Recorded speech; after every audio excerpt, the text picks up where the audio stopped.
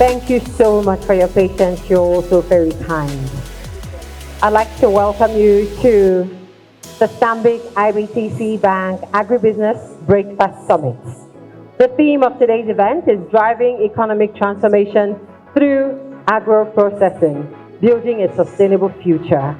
Now, today's summit brings together visionary leaders like you, industry experts, policymakers, and key stakeholders so that we all can have conversations on how agro-processing can be a catalyst for economic growth and sustainability in Africa. We have participants who are joining us online, so we say hello to you. Thank you so much for being there. Today, I will be your host. My name is Uju Nwachukwu. Thank you very much for joining us. Thank you.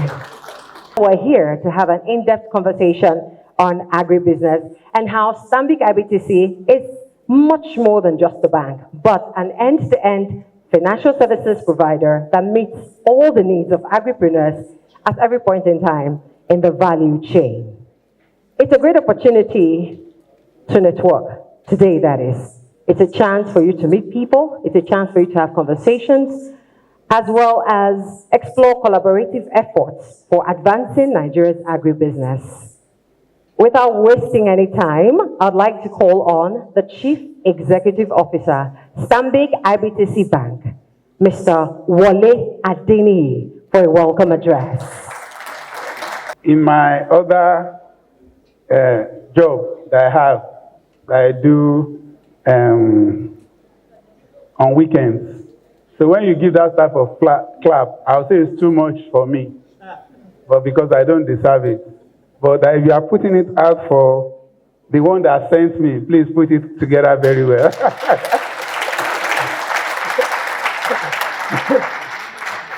So if you are putting that hand together for Agri, which is 30% of our GDP, which is what Nigeria needs most today. We just finished the NESG, and the last 3 days, the Vice President was there, representative of the Chief Executive of World Bank was there, and every other person that you can think of. And the impact of Agri and what we need to do in respect of hunger in the land is very imperative. So, and there's no better time to have this summit than today. And so if you want to put that hand together for this summit, in terms of relevance and impact, please let's put it together very well.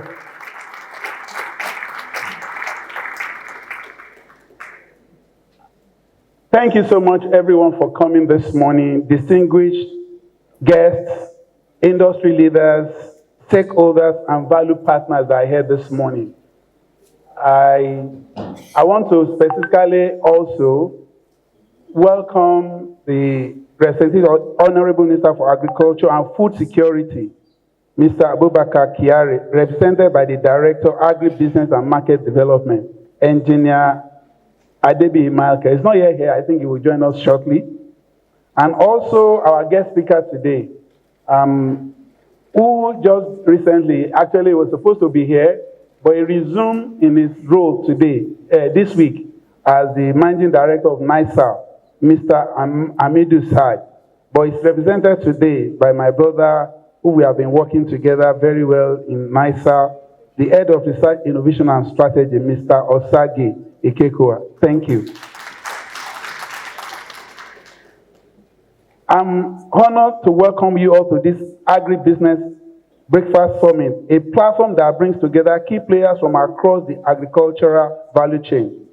Our theme today, driving economic transformation through agro-processing, building a sustainable future, highlights the crucial role of agriculture, particularly agro-processing, in shaping Nigeria's economy. There is no better time than now to talk about this.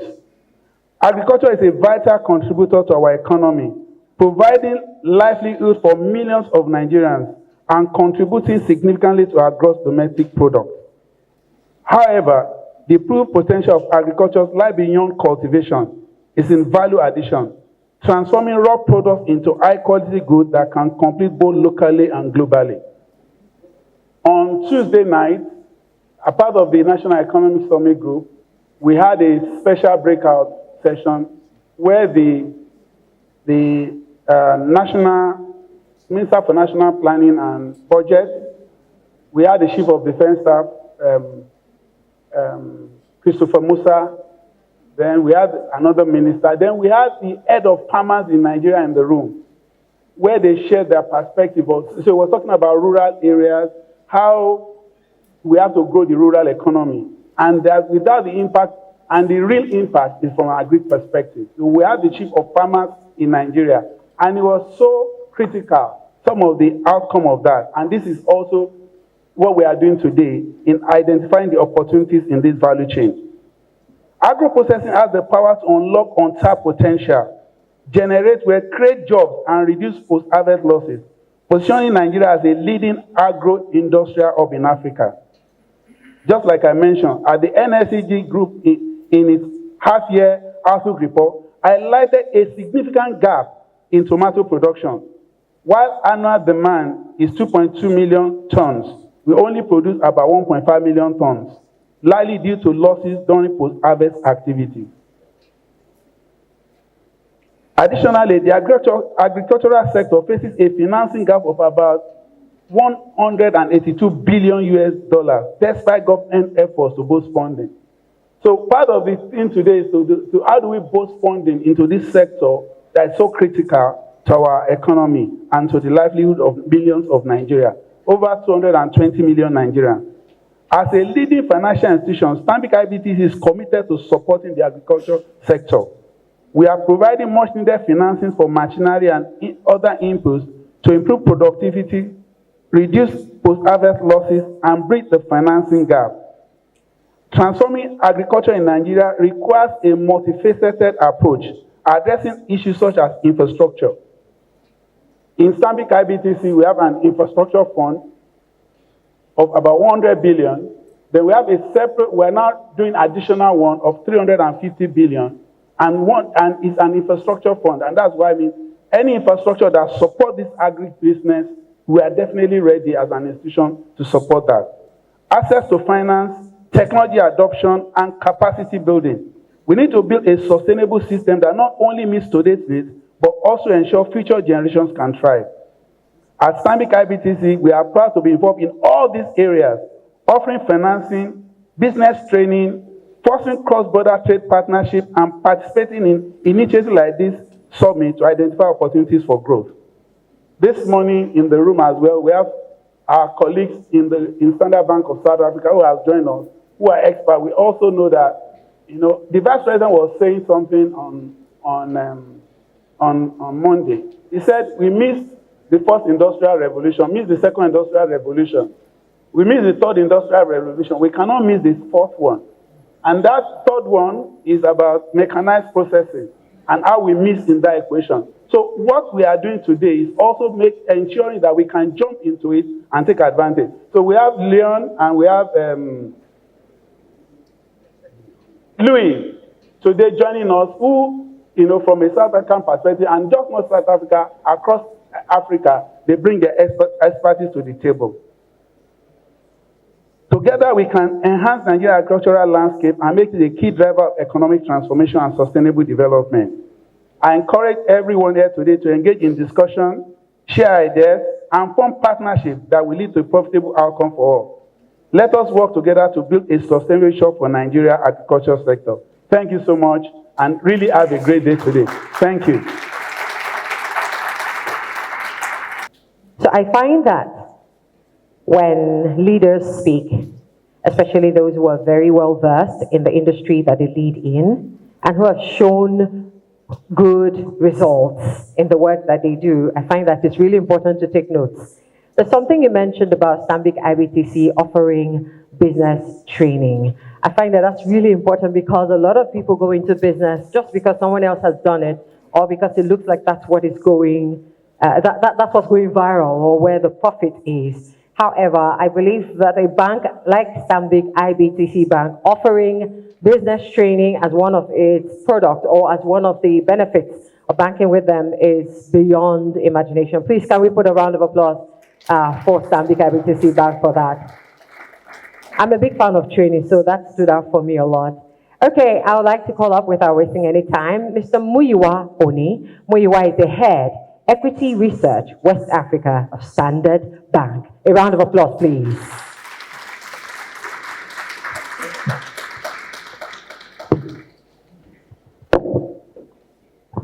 Thank you. Good morning, clients, ladies and gentlemen.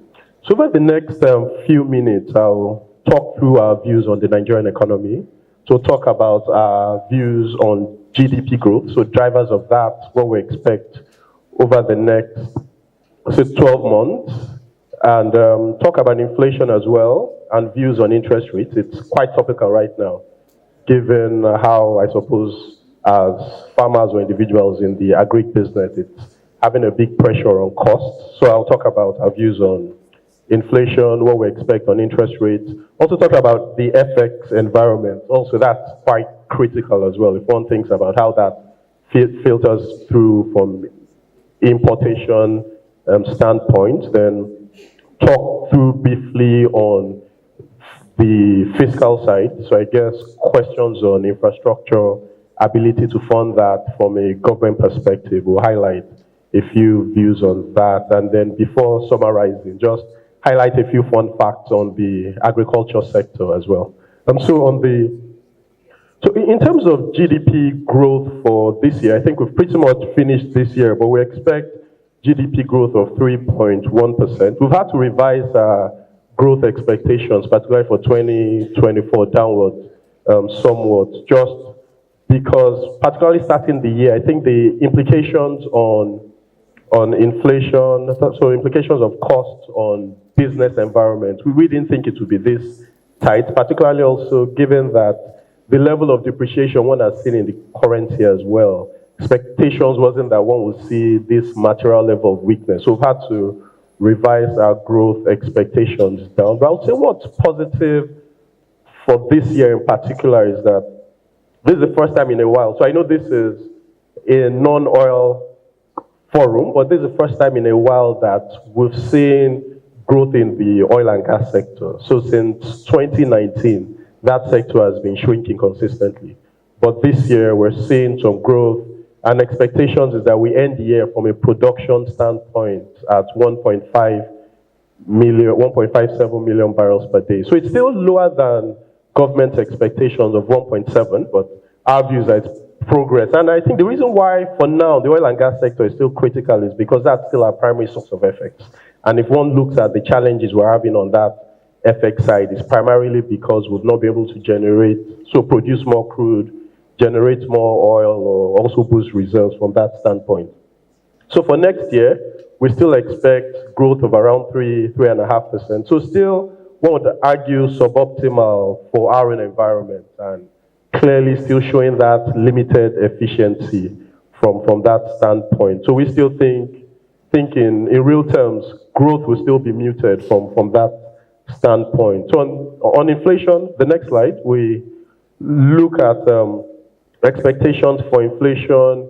We still think inflation will still remain elevated this year. So expectation is that it ends the year maybe around 28 or to about 29%.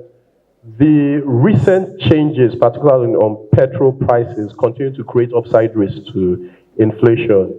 Earlier in the year, expectations was that we might end the year at 25%, but we've had to revise it upwards. I think maybe a positive point, particularly if one doesn't see too much of a material weakness in the currency and also further increase in petrol prices, it seems we've peaked from an inflation standpoint.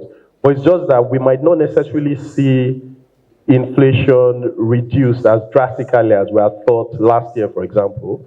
And so, because of that, from an interest rate point of view, we still think interest rates will be elevated for some time. So we think through next year, for example, monetary policy environment will stay high, and we think it's really up until May before we start seeing any form of rate cut at all. And even that cut wouldn't necessarily mean a material cut. So we think monetary policy rate will still be around the 27% handle for some time. And the reason why we think May is where we could see a cut is because we think it's at that point we might start seeing inflation trending down to about 27%. And I think so far, so even though the implications of the rate environment on the economy is difficult, I think the comfort we see from the central bank's approach is that you are seeing a stronger push to orthodoxy, unlike in the past. So in the past, the central bank was pretty much trying to do everything, even things outside its control. And I think that's why we got into the difficulty we're in right now. But we're seeing a central bank that's now focused on its remit, which is monetary policy, trying to ensure that the banking sector is stable as well, and control and try to enforce price stability. And so we think that discipline, particularly what we saw in the last monetary policy committee meeting, in our view, gives us some comfort, because even though it wasn't a popular decision, the central bank still decided to raise rates because it was clear that inflation was killing businesses. But the reality is that if one deals with these issues and makes sure that it's better in the short term, the implications over the longer term will be much more favorable and positive. And so on the next slide, we look at the FX environment. And I would say because the central bank seemed to be focused on monetary policy, we think even though the recent approach to normalize the FX market has been quite disruptive for the environment, but we think if the central bank continues to stay the course, one, over the medium term, could see some stability. So right now, in terms of expectations on the currency, I think our bear case is that the currency weakens to about 1,800 this year. Base case is still about the 1,500 to 1,600. But if one thinks of where the rate is right now in the parallel market, around 1.7. And I think part of the reasons why you're still seeing this weakness is that the FX market has been dysfunctional for almost 10 years. And so building confidence back will take some time. So it's not something you expect to happen within a short time.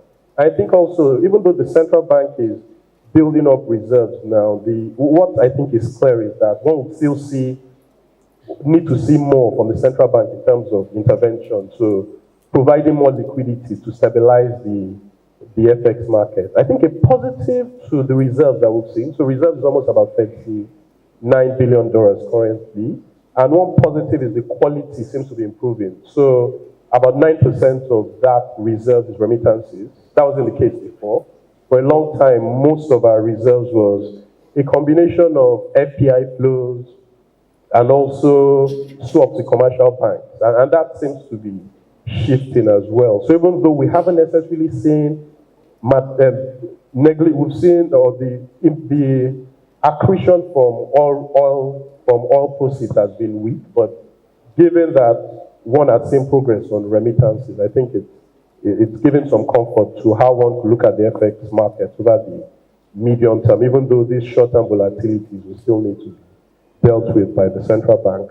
On the next slide, we talk about the fiscal. I think what's clear is that revenue from the fiscal is still quite weak, and we think that creates a big risk, particularly for capital expenditure.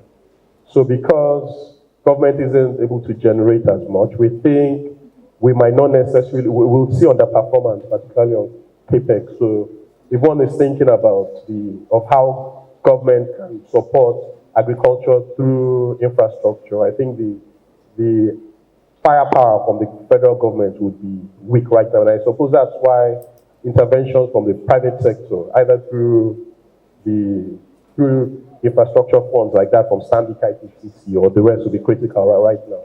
And so we think from that standpoint, one would see underperformance on capital. Recurrent might be maintained in terms of performance, but we won't see much on the capital expenditure. So just before I round up, the agriculture sector accounts for about 22% of GDP. So it's still the biggest driver of GDP. And even from a labor standpoint as well, almost 49% of population or its labor force. And this is data from 2017. So it's still quite critical from an employment standpoint. But I think what's interesting is that the challenges we've had, either from an insecurity point of view, seems to have also had some negative impact on the agriculture sector. And that seems to have weakened that ability for that sector to create jobs. So I think the ability to stabilize that sector and get it far more vibrant again would support this whole job growth environment. And even in terms of imports as well, accounts for about 8 trillion of our imports, but just 2.9 trillion of exports. Just showing you that even if you're not thinking from an export point of view, if one is able to produce enough to substitute the imports, then it does create benefits either from an FX reserves point of view, which would support the FX market as well. And so just to summarize, so if we go to the last slide that shows our estimates, in terms of, so the next slide.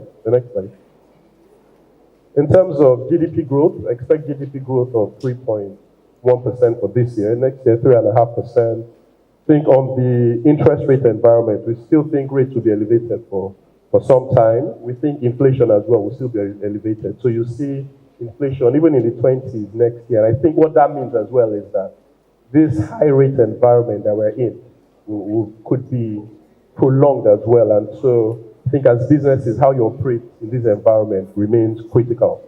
I think on the currency, we still think there will be volatility, hence our base case and bear case scenario as well. And so we think that range is where we could see the currency over the next year plus.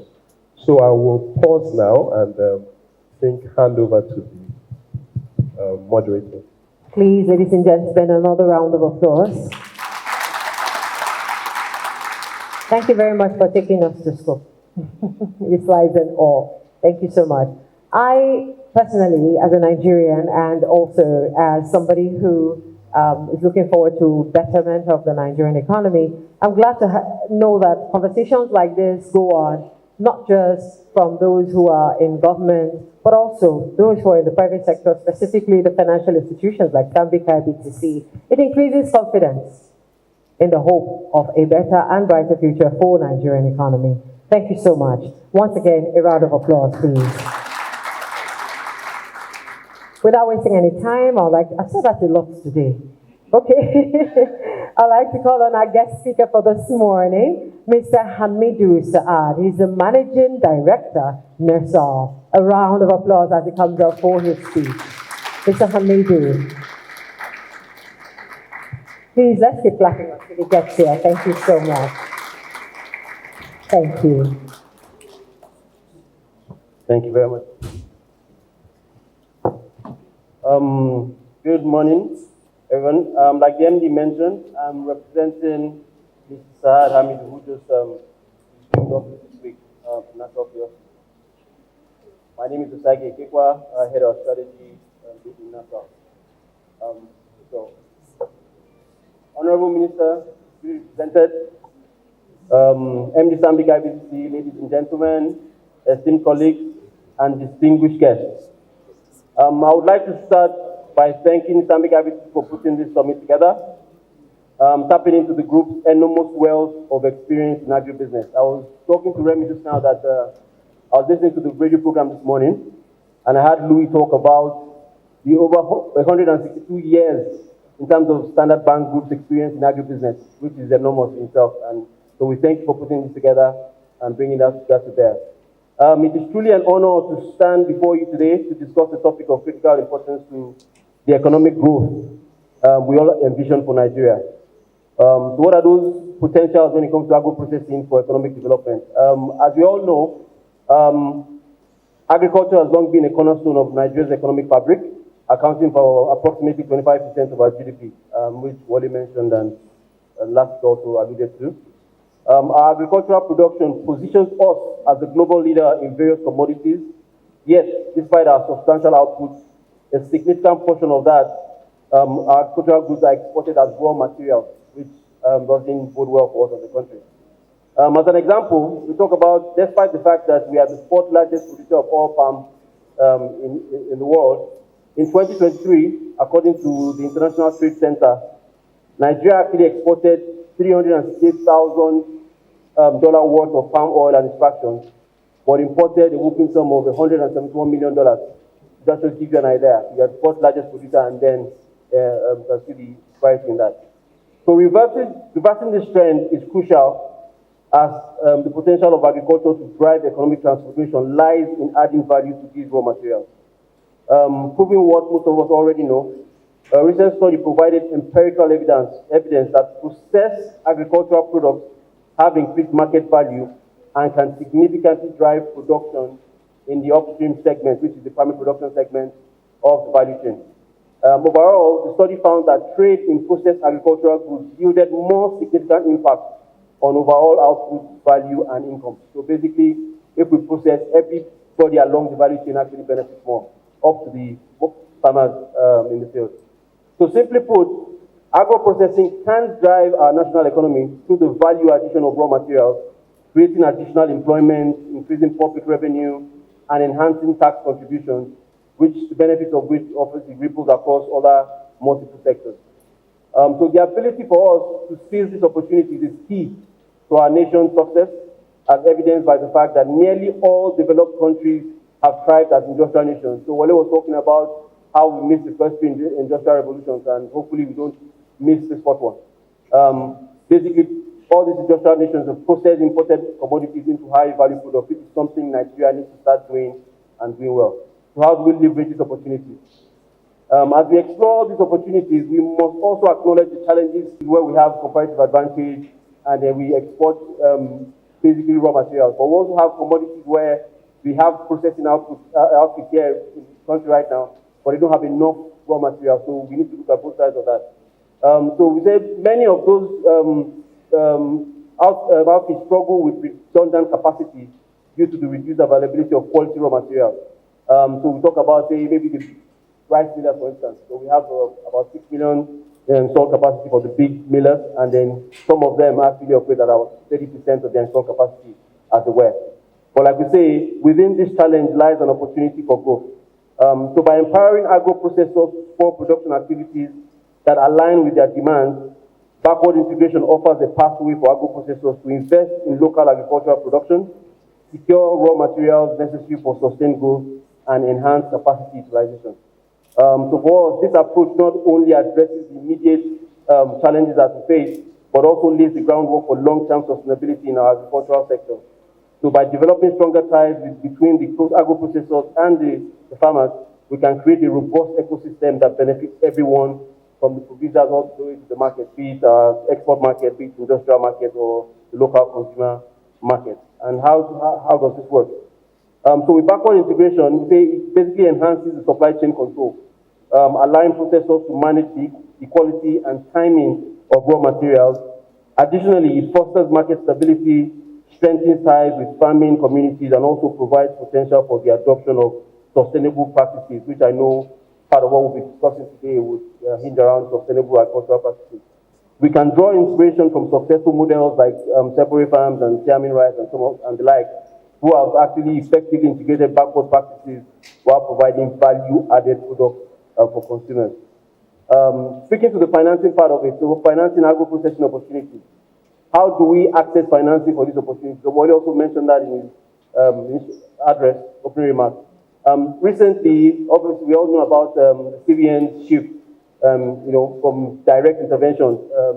Basically, the last speaker talked about how CBN is pivoting to, an area where they know best and leaving some of these other things to the experts that handle them.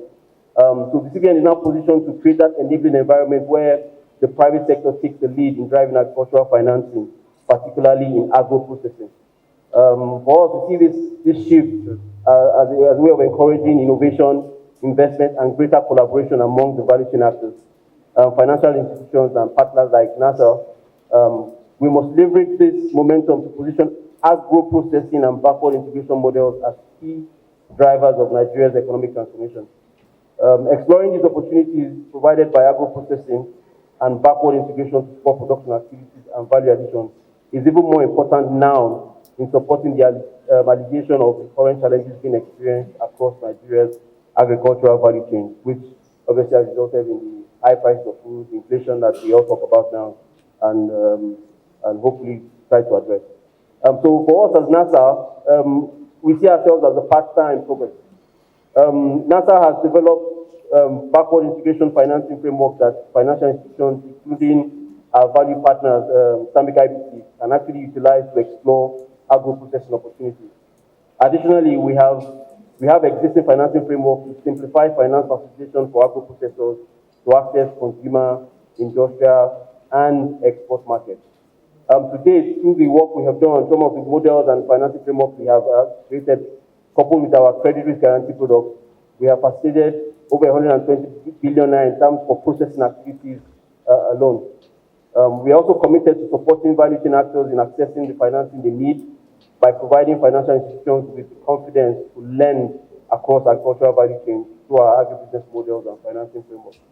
Our goal is to empower stakeholders at every level, ensuring that agro-processing not only thrives, but also propels our nation towards a more sustainable and prosperous future. So in conclusion, the potential of agro-processing and backward integration, like mentioned, is vast and vital for our economic transformation as a country. By investing in these strategies, we will not only enhance production and value addition, but also create a more resilient agricultural sector capable of withstanding external pressures and rising food prices. So no matter what happens on the outside, have shock absorbers to see us through. As we look to the future, let us recognize that the success of our agricultural landscape relies on collaboration among all stakeholders, which is what this summit seems to help to achieve. So from farmers and agro-processors to financial institutions and government bodies, all of whom are represented here, together we can forge a path that not only addresses our immediate challenges, but also paves the way for sustainable growth and shared prosperity. Let us seize this moment to innovate, invest, and inspire change in agro-processing, ensuring that Nigeria's agricultural potential is fully realized for the benefit of all. I look forward to the discussions and collaborations that will arise from this summit, confident that together needed for Nigeria's economic transformation. By working together, we can build a brighter future for our nation, ensuring that our agricultural sector plays a key role in our economic development. Thank you very much for listening.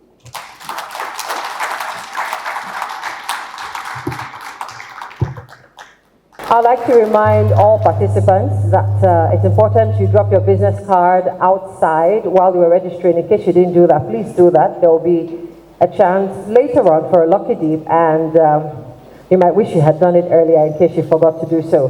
Also, later on in the program, we'll be having two panels that I believe both those of us who are here in person and those who are online are going to benefit from very, very well. Let's go straight to our keynote address. Our keynote address is titled Driving Economic Transformation Through Agro-Businessing, Building a Sustainable Future. That's pretty much the theme of today's summit. And the speaker is the Senator Abubakar Kyari, Honorable Minister of Agriculture and Food Security. He's being represented by the Director, Agribusiness and Market Development, Engineer Adebi Michael. A round of applause for Engineer Adebi Michael, please. So good morning to you all. All protocol permitting to stand on the existing protocol. As you have heard, my name is Engineer Adebi. I'm the Director of Agribusiness and Market Development of the Federal Ministry of Agriculture and Food Security. I bring greetings from the Honorable Minister, Senator Abubakar Kyari, who for office hesitancy is not in the country now. He has gone outside the country to represent the President in an occasion. And because he considered this event as very important, he has mandated me to make sure I represent him in this August gathering. So on this note, I want to read his address. Keynote address delivered by the Honorable Minister of Agriculture and Food Security, Senator Abubakar Kyari, CON, at the Stanbic IBTC Breakfast Summit on Thursday, 17th October 2024, at Abuja Continental Hotel. It is with heart of gratitude to present in this occasion and to welcome eminent personality to this auspicious event. of the Stanbic IBTC Breakfast Summit, which is one of the sector-focused breakfast series hosted by the bank in this year. Today marks another milestone in the development of the agricultural sector in the country. The theme of this summit, driving economic transformation through agro-processing, building a sustainable future, is in consonant with His Excellency President Bola Ahmed Tinubu's GCFR, Declaration of State of Emergency of Food Security, and also in line with the renewed Hope Agenda, geared towards promoting an agricultural revolution that will strengthen food and nutrition security and encourage industrialization for job creation and enhancing the current capacity and growth in the non-oil sector. Permit me to commend the commitment, consistency, and innovativeness of the management of the Stanbic IBTC Bank for organizing this summit and for collaborating with relevant stakeholders to make today's event a reality. This noble initiative that is institutionalized as an annual event, no doubt signals a promising future, not only for our agricultural sector, but for the overall economy as a nation. This summit is one of the leading platforms dedicated to creating a convergence of private and public sector players, investors, and agricultural practitioners across the entire value chain, just as we are here now. And I believe some of the key issues to be discussed will focus on employing appropriate technology and innovation in agro-processing for creating value addition to the agricultural produce, recognizing local content and access to capital by the investors. You know, we are dealing with bank. And when you are dealing with bank, you know, cash, credit is sure. I think that's why we are invited here too.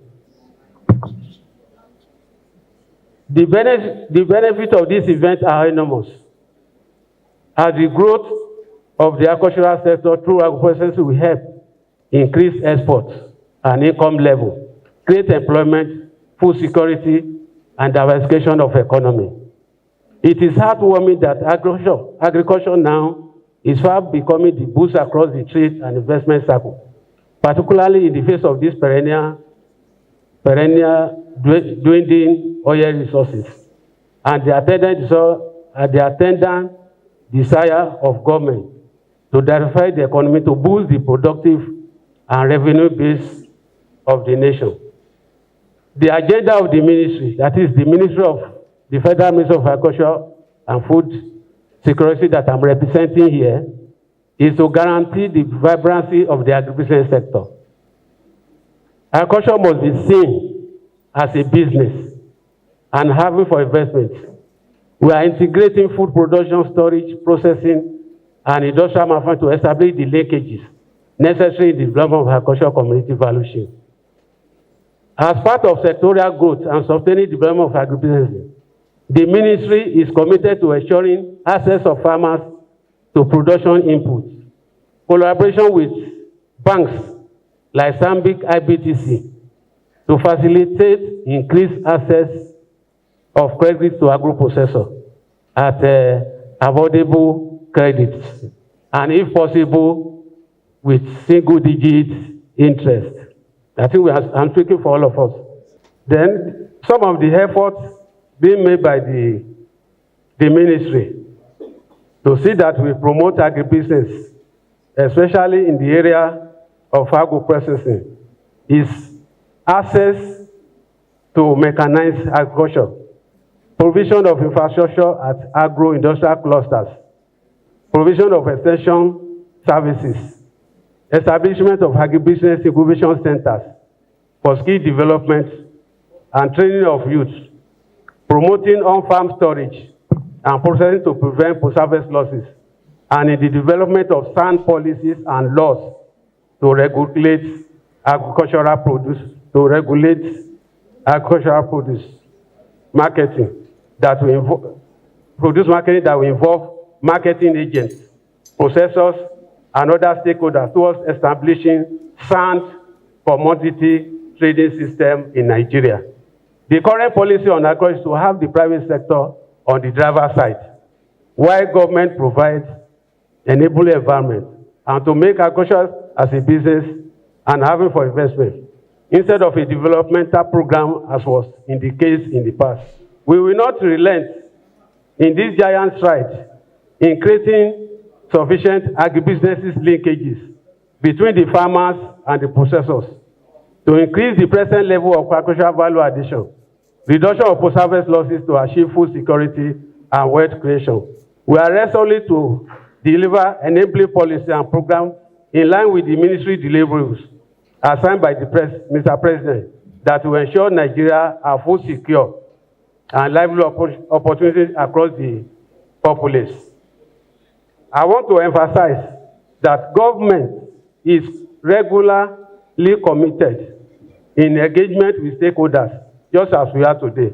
That's why we are here, so that we with the stakeholders, across public and private sectors, with noble and novel idea to build agriculture and agribusiness economy, capable of delivering sustained prosperity and meeting domestic food and nutrition security goals and sustain income and employment.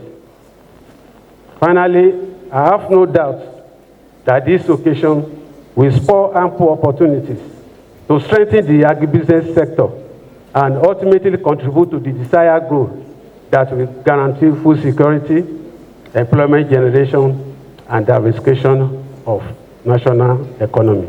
On this note, ladies and gentlemen, thank you very much for listening, and God bless. Distinguished ladies and gentlemen, the context has been set already, and I think we're in for a very interesting conversation. As you know, a lot of you know that Stanbic IBTC Bank has been around for quite a while, and since 1989, if my memory serves me right, for some of us who were in banking back in the day, we know what we used to do with IBTC, Stanbic IBTC Bank back then, but now Stanbic IBTC.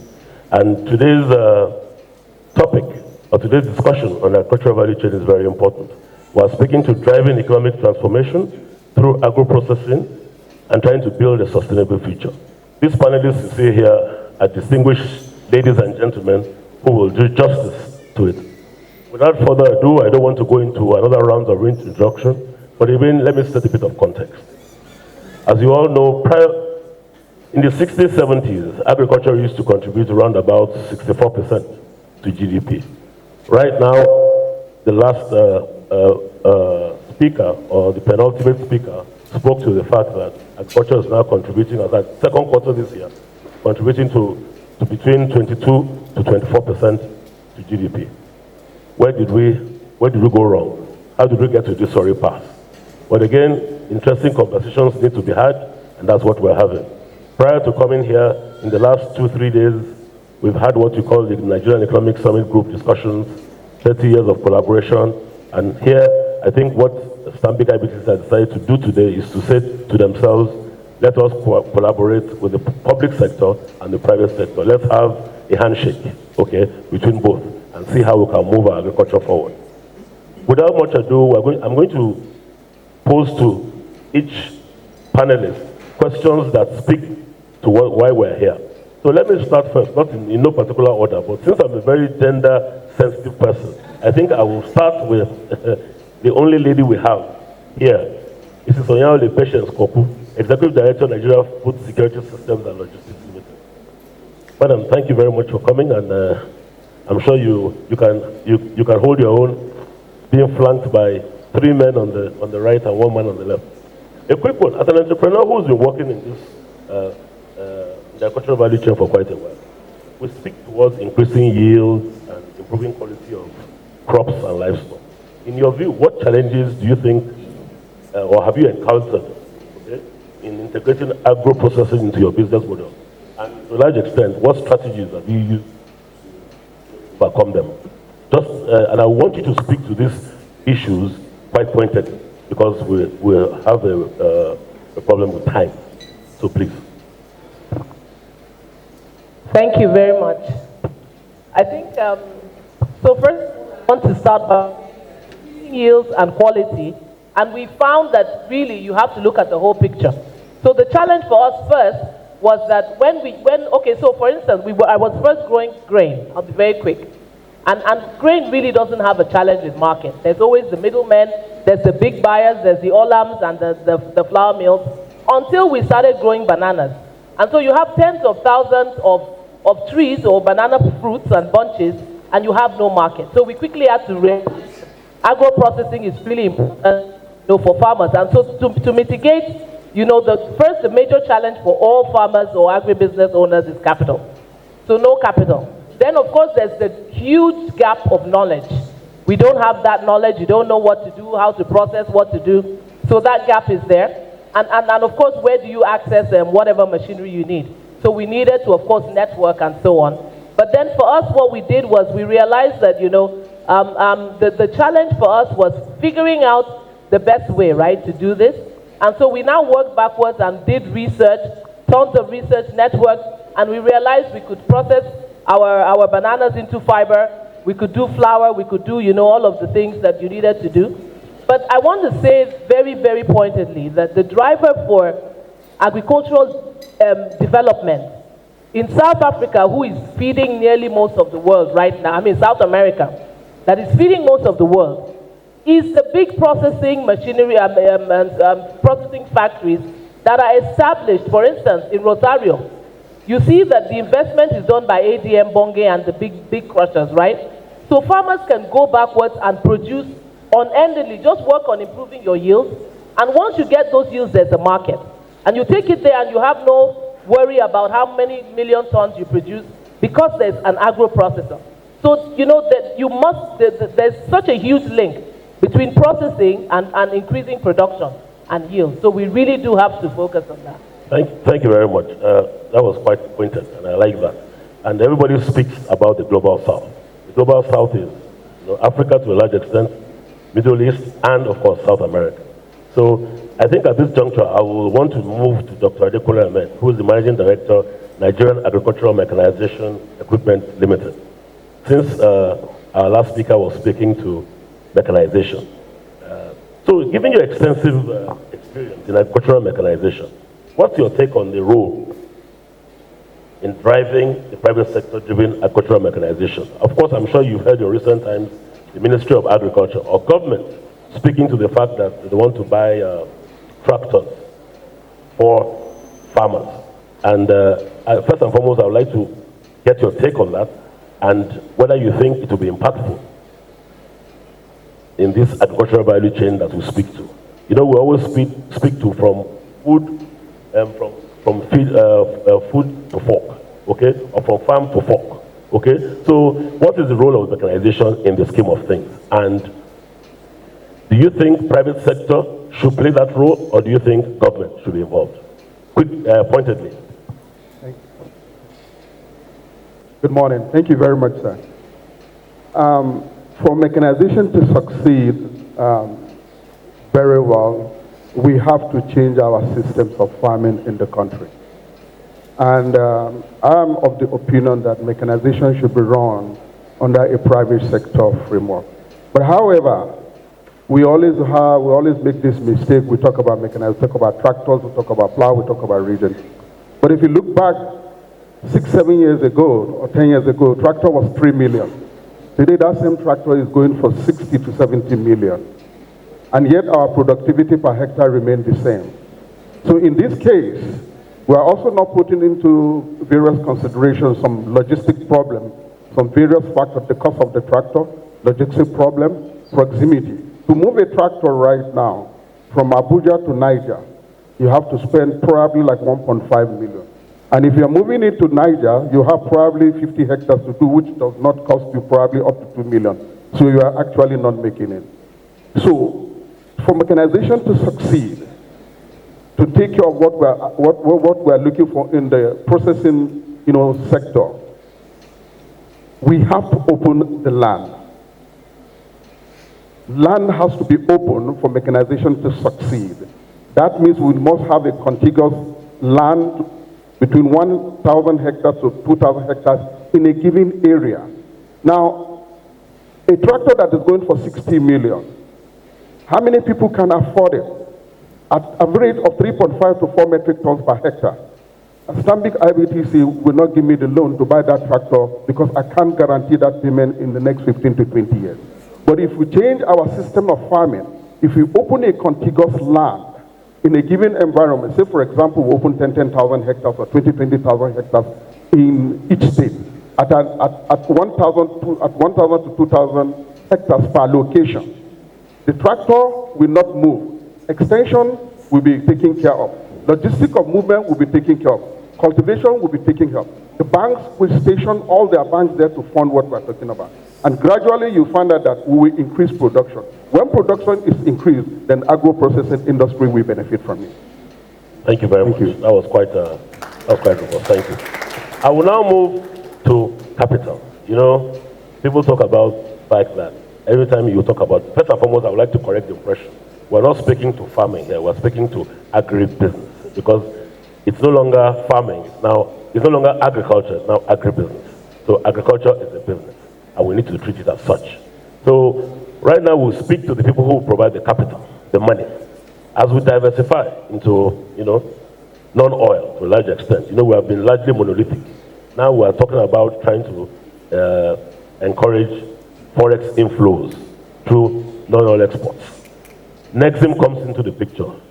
Hope Yongo, I've known you for 15, 20 years now, and you've been doing the same thing, offering your expertise, particularly in the public sector, through advice on how to make sure that we make ourselves very competitive and that we make sure that most of our agrarian products that we have, we export. The role of Nexim cannot be overemphasized. But there's a quick question I will ask you. First and foremost, is Nexim well capitalized to take care of this on the one hand? And two, can you talk us through quickly that system, the systems you have in place for the likes of the small exporters in Nigeria who want to take their products out of Nigeria to neighboring countries, particularly Africa, to start with, and to generate foreign exchange? Okay, thank you very much for having me, and apologies for my MD's inability to come. Your pointed question, is Nexim well capitalized? No, it's not well capitalized, and we are working on that to ensure that the capitalization reflects the GDP of the economy, being an export credit agency. The activities of Nexim, Nexim is a trade policy bank and an export development bank. So our roles are twofold. We have the developmental and facilitative role. And in this role, where we provided assistance, technical support that can enhance and broaden exports. To give you an example, now we partner with the cocoa industry. Then we have what we call the Africa Cocoa Connect to create an infrastructure platform, a digital platform that can provide access to market, ecosystem players, sharing information, and we tend to do that for other commodities. We also notice that we need to grow our exports. So how do we grow infant exporters? How do we mainstream informal traders? In doing that, we have developed what we call the Nigerian Export Academy. It's an online platform for capacity building and for knowledge sharing so that they can have the expertise and then go into to grow the export. Then we have the other aspect that we are talking is to make sure that our infrastructure development to support trade are in place, especially infrastructure related to logistics, like the madam said about the banana. One of the things we are doing in bridging those infrastructure gaps is to promote cold chain solution. And we are doing that for the port facilities that we are doing for both inland and coastal. And that one will reduce a lot of farm gate losses that are there. Then we are now coming back again to the aspect of financing. We provide a lot of financing, and most of our financing, I think over 90% of our financing are to SMEs. But we noticed that the banking sector funding is really not what most of these SMEs require. And what we are trying to do currently is to promote the introduction of factoring into the Nigerian market. And we are talking to the regulators and we are talking to the legislators. In fact, just 3 days ago, the House of Reps had a hearing on factoring bill. So the idea is that you have a non-bank financing window that can provide liquidity to some of these SMEs exporters.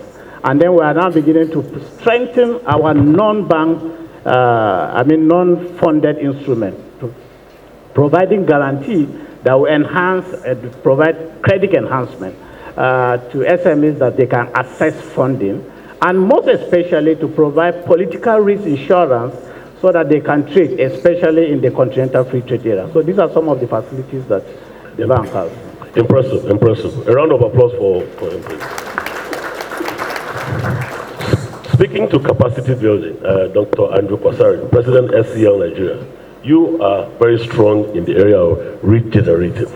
And I think on the capacity building side, you offer support on training and mentorship for young farmers and entrepreneurs. And my question to you is, what role do you see capacity building wise, and particularly empowering the youth who we believe are the future and are the ones who should take on this in a mechanized or manner, trying to support agricultural development. So I want you to speak to what you are in the areas in which you are helping to empower the youth on the one hand, and the regenerative space in Nigeria. Thank you, sir. And let us know how your practices again support the environment, because we speak about sustainability. Sustainability is very key. So that's environmental nexus is important to establish. Thank you, sir. So every entrepreneur has to make his own choice on the business model that sustains his business. And looking at the Nigerian agribusiness ecosystem, 2 or 3 things are clear, and I want to connect why we focus on the young and smallholder farmers is to do agri more sustainably and efficiently. So first and foremost is that for the event today, processing has 3 blocks. 1 block, raw material inputs into the factory. In fact, that's block 1, and it's the primary block. Second block is logistics to get the inputs there. In fact, the other 2 blocks are infrastructure, power, and logistics. Now, there are many other things, but I want to focus on this one. I explain our business model. As Nigeria is today, all the 3 things that will drive industrialization, processing, are today underperforming. So sustainable flow of raw material. In fact, in other climes, it's determined economically that processing facilities should be sited closest to the raw material. Where that doesn't exist, then there should be efficient logistics that take raw material to the factories. And in that case, you talk about transportation infrastructure and the likes. And then you also talk about how do you then provide power to make sure both the factory and the downstream and the upstream are working well. All of these are missing. And this, we leave it to the policymakers, because that, for me, is centrally the enabling work of the government to make sure that we have this.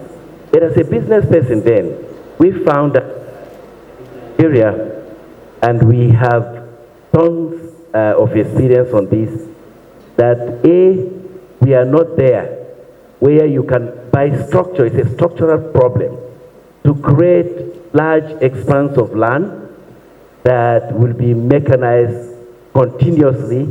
Is no starter, it's a non-starter, because by the way we are structured, land ownership in this country is hereditary, 90%. It's by inheritance, passing from one great-grandfather to the other. And then looking at our land size versus our population. So when you look at Brazil, it's 9 times the size of Nigeria, but our population is the same. And you see a 10,000 hectare farm, it's a no-brainer because they are 9 times our size, right? So when you say we have either 35 million or 70 million, I saw 70 million hectares today from Stanbic IBTC, I'm yet to check it. I need to validate that data. So when you look at our land and look at 240 and counting million people, and that agriculture provides 70% of workforce, then from basic economics, you need to understand that the major factor of constraint in this production is land. And that land can never be coalesced. If you now tie the first constraint of how land is acquired, and a good case is where our practice facility is located. Government made a policy, Farm for Life, created 10,000 hectares in Kwali. The only viable company that has succeeded in utilizing only 100 hectares. Why? All the players could not even grant access, including FCT, because the communities have the right to go and protest and sit on the land. And I've seen Nasarawa, I've seen Niger experience, I've seen all state governors that will grant 5,000, 10,000 hectares, but they will never activate it because the Land Use Act 1978 is today constitutional discussion in Nigeria. So issue of collection, and that is even a high level, sir. Primarily, when you step down to secondary conversation, you need to find what model works for you. So for us, we found that spending our time to capacitate young, educated Nigerians to find a space to come down to per square meter of land efficiency and being able to reduce the cost of production and increase their output. So we went into regenerative agri, where we discussed the issue of aggregate yield instead of monoculture. I have 1 acre, 1 hectare, and I farm maize, or I farm soybean. Today we do 5, 6 or more crops per cycle, and we try to teach the farmers to aggregate this. So in aggregation then, we as an entrepreneur, as a startup agribusiness, we think that what is missing is if we create efficiency, capacitate these young people, they do just a little bit more than what their forefathers were doing or their parents were doing, and then we fit in the gap of aggregating efficiently and taking that responsibility of connecting those trickles to create economy of scale and moving it to the processor like your good company, Olam, is a more viable and sustainable agricultural agri-economic model for Nigeria, and based on the constraints I have laid. So what we do, we work with smallholder farmers, and today I think we have been working and still growing.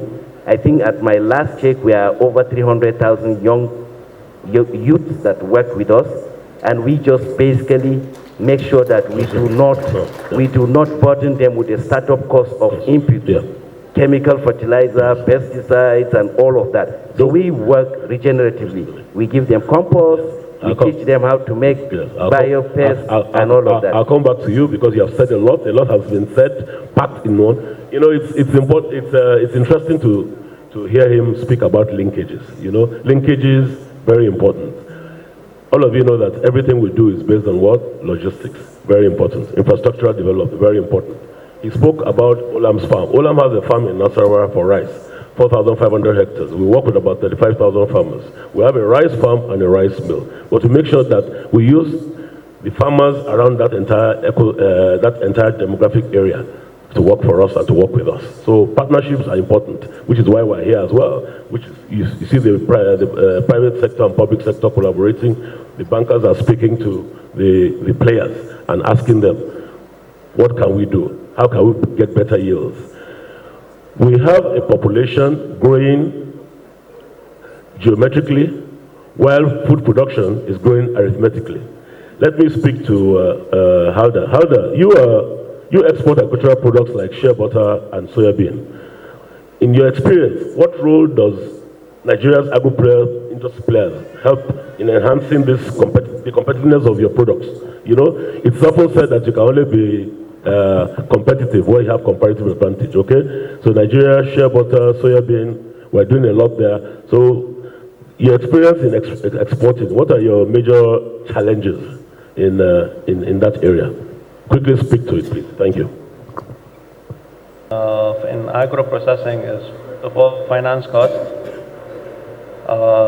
As everyone knows, the CBAN intervention, and currently the interest rate was on a high side.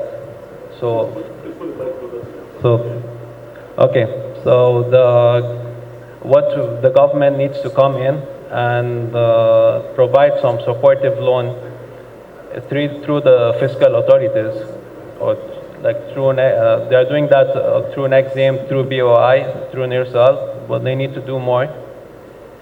The second major constraint we have is the power cost and logistic cost.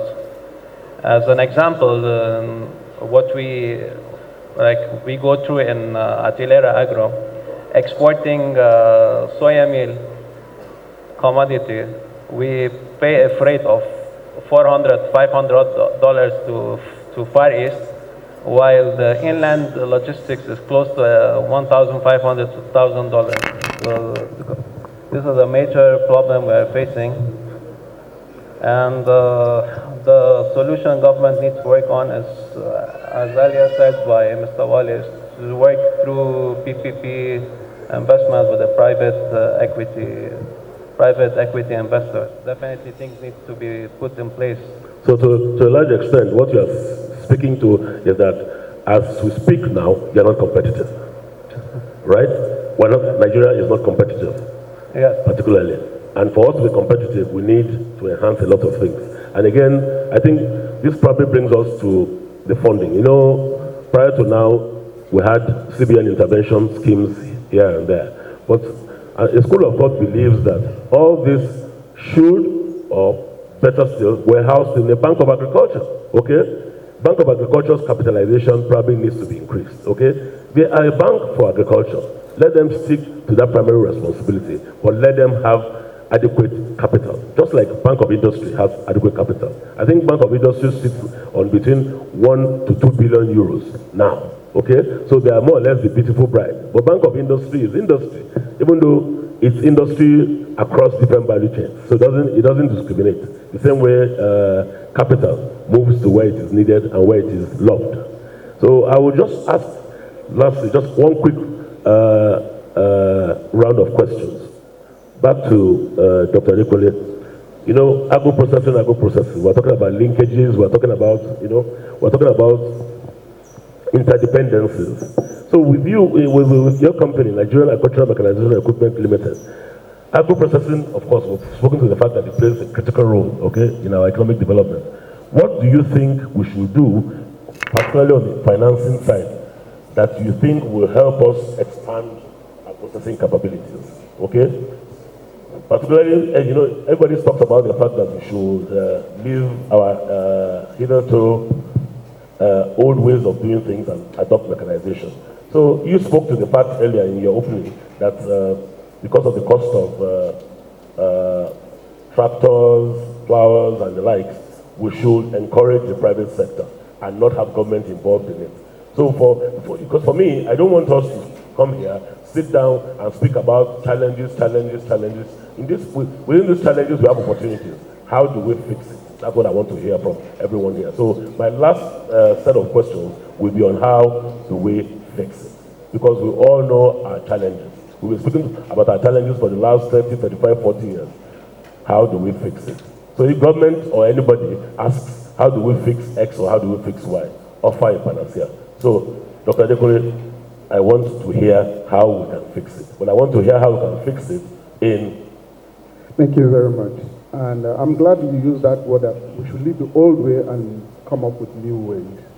And when we talk about fund and financing, our mind from this part of the world goes to central bank, you know, National Bank of Agriculture, Bank and Industry. And we have been doing this for the past almost 25 to 30 years, not working. So why don't you just think of a way out? So in my company, we create something that is called Rural Agricultural consortium, RADC. And in RADC, what we did was to take a land, 10,000 hectares, but we're able to clear 1,500. In the 1,500, we did some financial engineering. So we call a consortium of partners, because what my experience working with CSBN exposed me to partnership. And when I say partnership, partnership with mechanization, partnership with input supplier, partnership with capacity building, extension, chemical, and even aggregation. So what we did was to open this land, and my company provide mechanization. And I called Harvest Field, say, okay, give me seed and chemical. And based on my critical production, at the end of the project, if you give me supply credit, I will give to you. I'll tell you currently right now, I'm not marketing Cross River State. They have given us 12,000 hectares to open, and we have opened almost 500. And they created what is called Project Grow. Project Grow guarantee private sector farmers, you understand, to uptake 2 hectares, 3 hectares. And the whole project is done under a private sector initiative. So when we talk about funding, the new model that we're talking about, we should take our mind away from central bank from this. We should create an enabling environment that shows all the value chains delivery. Imagine having someone like Nana, you understand, having Dr. Andrew in terms of capacity building, having IITA, having Ola in one building. Anything that we want, the bank will give to us. Because there's no way I will fail, there's no way Andrew will fail, there's no way Olam will fail. And that is what we're saying right now. So a consortium that syndicate funding to fund the complete value chain. And we have one structure, you understand, that monitors everything. Why off-takers are there. If you look at Olam, that is where they're succeeding, you understand, in the agricultural project. If you look at Babangiwa, that's one. If you look at Dufit, it's the land. But because the moment the land is in one place, everything falls in place. The mechanization, the logistics, the funding, the uptake, and everything. So we have to do this in all the states. We're not saying we have to do 10,000 hectares, 500 hectares, 1,000 hectares, 2,000 hectares. Bring the funding, bring everything in one place, but under a private sector initiative, supported by the government. The Cross River State government give an ISPO to us, and also give an ISPO to Zenith Bank and some few banks that fund all the farmers, and the farmers are there taking 2 hectares. So this is my new way of saying that if we want to change the dynamics of how we are going to create a commercial agriculture and get it funded without government interference, a lot of government interference, this is the way forward. RADC. Thank you. Very interesting. So what you can glean from what you said is collaboration. Collaboration across value chains, collaboration with private sector partners and players who, both the big and the small. It's always important to state that. You have the large multinationals, but you need the small players as well. And the large multinationals and players must carry the small ones along. Okay? So I think that's the only way we can ensure and guarantee food security. Because there's a nexus between national security and food security. It's very, very important. Let me come quickly to you, Mrs. Onyole. You know, you spoke about logistics, very important. You know, everything is based on logistics, as it were. So what are you doing in your area, particularly with regards to warehousing, storage, to make sure that, you know, we don't have wastages to a large extent? Because a lot of you know as well that a lot of our farm produce, okay, about 60 to 70% of it rots due to lack of proper storage. But this proper storage has been, we have been speaking to it for 20, 25, 30 years. I mean, for those of you who go regularly or who drive through, you know, across the country, particularly driving, not flying this time around or going through trains, you find out that when you're in the hinterland, food is so cheap. Let's assume, for argument's sake, what you buy for 5 or 10 naira in the rural areas, by the time it comes to market, it's, you know, 5 or 10 naira becomes 1,000 naira. And you find out that the people in the local environment are okay, they are feeding, but they can't do too much. So whatever they take, they use it, they eat today, eat tomorrow, and that's it. They can't even store. There's a storage problem. And that, I think, is something that, you know, we need to put ourselves on different value chains and address that. You can't be everything to everybody. So take your area and your niche and play there. So for you, you're already in your own area, your niche. So in that your niche, what are you doing to make sure that we help to ensure food security? Because there's a problem we have right now. We have a food availability crisis and a food affordability So that's, I mean, that's a double-edged sword. Availability on the one hand, affordability on the other. Absolutely, and I'm just listening to all the panelists. I'm just realizing that I'm living my agricultural dream since January this year, and learned from the challenges, you know, that we faced. And so Niger Foods is a public-private partnership, and he said he didn't want to promote Cross River. I'm promoting Niger. I'm from Benue, but honestly, what is happening in Niger will revolutionize agriculture in Nigeria. You know, His Excellency Governor Umar Mohamed Bago, understanding his only asset or his main asset is land. He sits on 10% of Nigeria's land mass. And he realized if he clears this land, this is massive, massive investment that will come. So 250,000 hectares per year, clearing target, but also providing input to the millions of hectares that are already cleared, but are in the hands of smallholder farmers. In Niger, for the first time, I had a community come to us and we signed 30,000 hectares. You know, I thought it was a lie. But 2 communities brought 60,000 hectares, and like that and like that. Right now, we have under cultivation ready for harvest in Bobi Reserve, which was a bandit-infested area, over 5,000 hectares that we are going to harvest in the next couple of weeks. We have thousands of hectares cultivated, right? But he also understood something, that in order to be able to do this, right, infrastructure is important. So if we farm in Bobi and we cannot get the harvest out, what happens? So Niger is currently upside down road-wise. If you've been to Niger recently, there are no roads. Everywhere they're constructing the roads, and that 10% of Nigeria's landmass, which has most of the government's roads, so to speak, is currently being done by the state government. So because there is no other way to access the infrastructure, we have taken over 80% of Niger's warehouses, we've renovated them, we've stocked them, and listen, a PPP, definitely a game changer, with a willing subnational. Now, he's giving us the full backing, which means that we have, every time we have partners come from all over the world to sign to bring investment. Why? Because they've seen that this is what was missing. That you have the security because the state is giving that backing. We currently have, we just started about what? We work actually January. We're employing over 600 people already, right? Across the state. And this is going to scale because we are scaling. And so the infrastructure needs to be done. So we're looking at warehousing. Warehousing in terms of regular warehouses, in terms of silos, in terms of silo bags, cold chain. And I think also the biggest game changer for us will be the airport. So the Minna airport hasn't been working for a long time. Mr. President landed in Minna to launch our tractors, but also that airport is now an SAPZ, so AFDB is funding that with us. But also it's an export processing zone. So we're going to seal containers straight from Minna, which means that we can export very easily. If we are flying it out, if we are sending it to the port, I think that what we need as a country, we know the solutions. We have people who know what to do. We just need to bring the people to the table, right? And people come to our office all the time and they say, our chairman is not a Nigerite, I'm not from Niger, the other ED is not from Niger. But whatever will make Nigeria work is what we need. Very, very important. Right? So we have to stop talking and do the work. Thank you very much for that perspective. I was at the UN General Assembly about 2 weeks ago, and the governor of Niger State was there, okay? And to a large extent, she was speaking to landmass. If you've ever been to Niger, if you start from Minna, there was a time, about 5, 6, 7 years ago, I was going to Borgo. A lot of you probably know Borgo. Borgo shares the border with Benin Republic. That's how expansive Niger State is, land-wise, landmass-wise.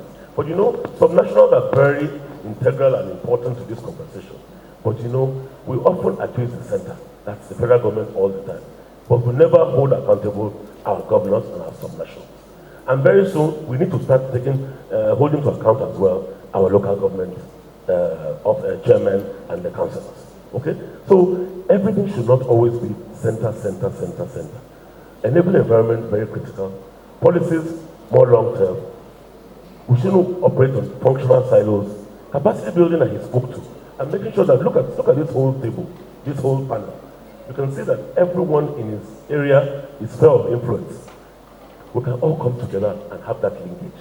And only with that linkage can things work. I mean, we have everything, we have what it takes. But everybody speaks to enabling environment. But I think we need to hold our leaders to account. What doesn't get measured doesn't get done.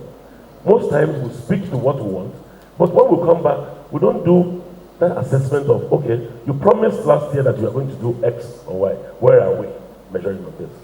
The African Development Bank, SAPZ, every area in Nigeria has competitive advantage in one thing or the other.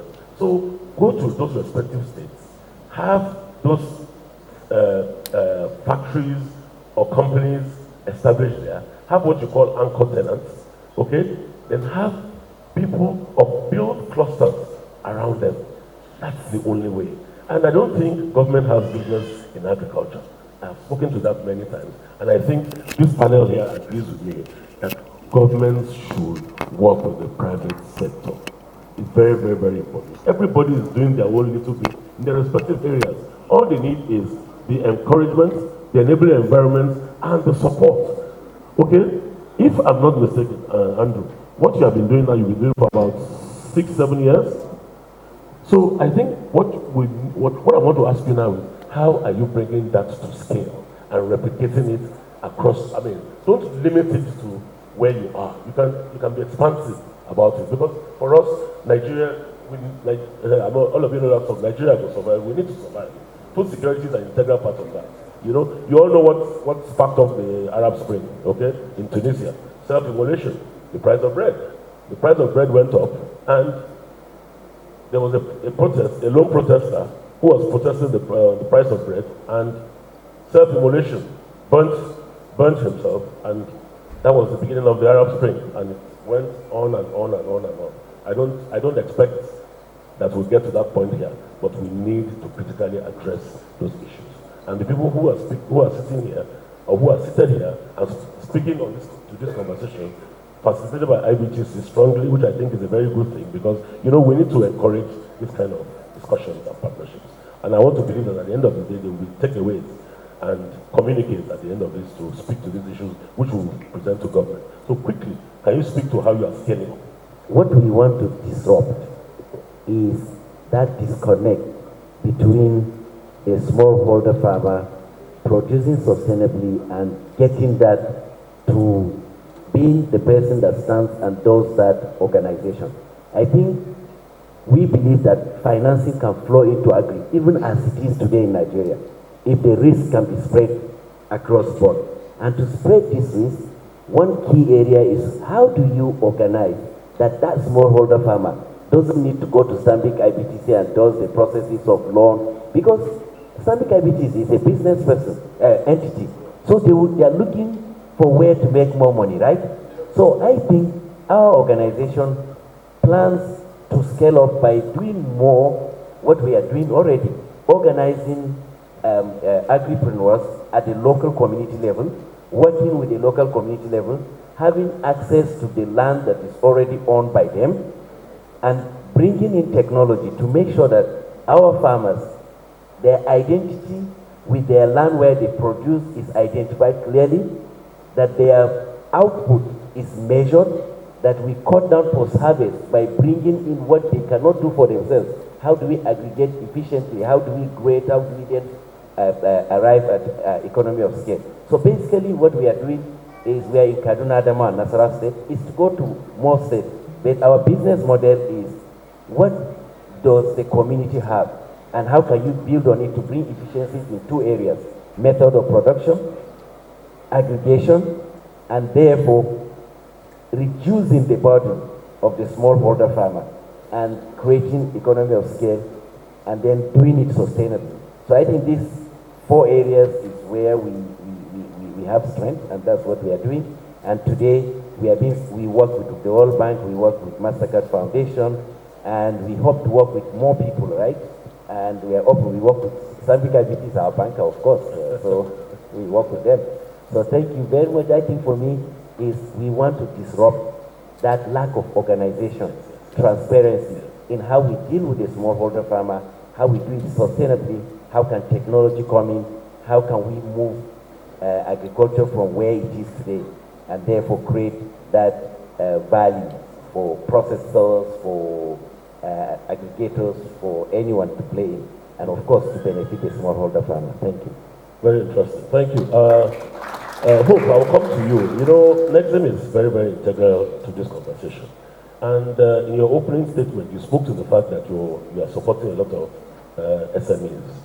But I think that in supporting the SMEs as well, it's equally important to help farmer cooperatives, okay, in this quest. Because these farmer cooperatives have little or nothing in terms of funding, okay? So, and some of them, even as small as they are, they want to export. And I don't see any problem in somebody in, for example, for argument's sake, in Lagos, who wants to export to the Republic, which is just next door, technically speaking.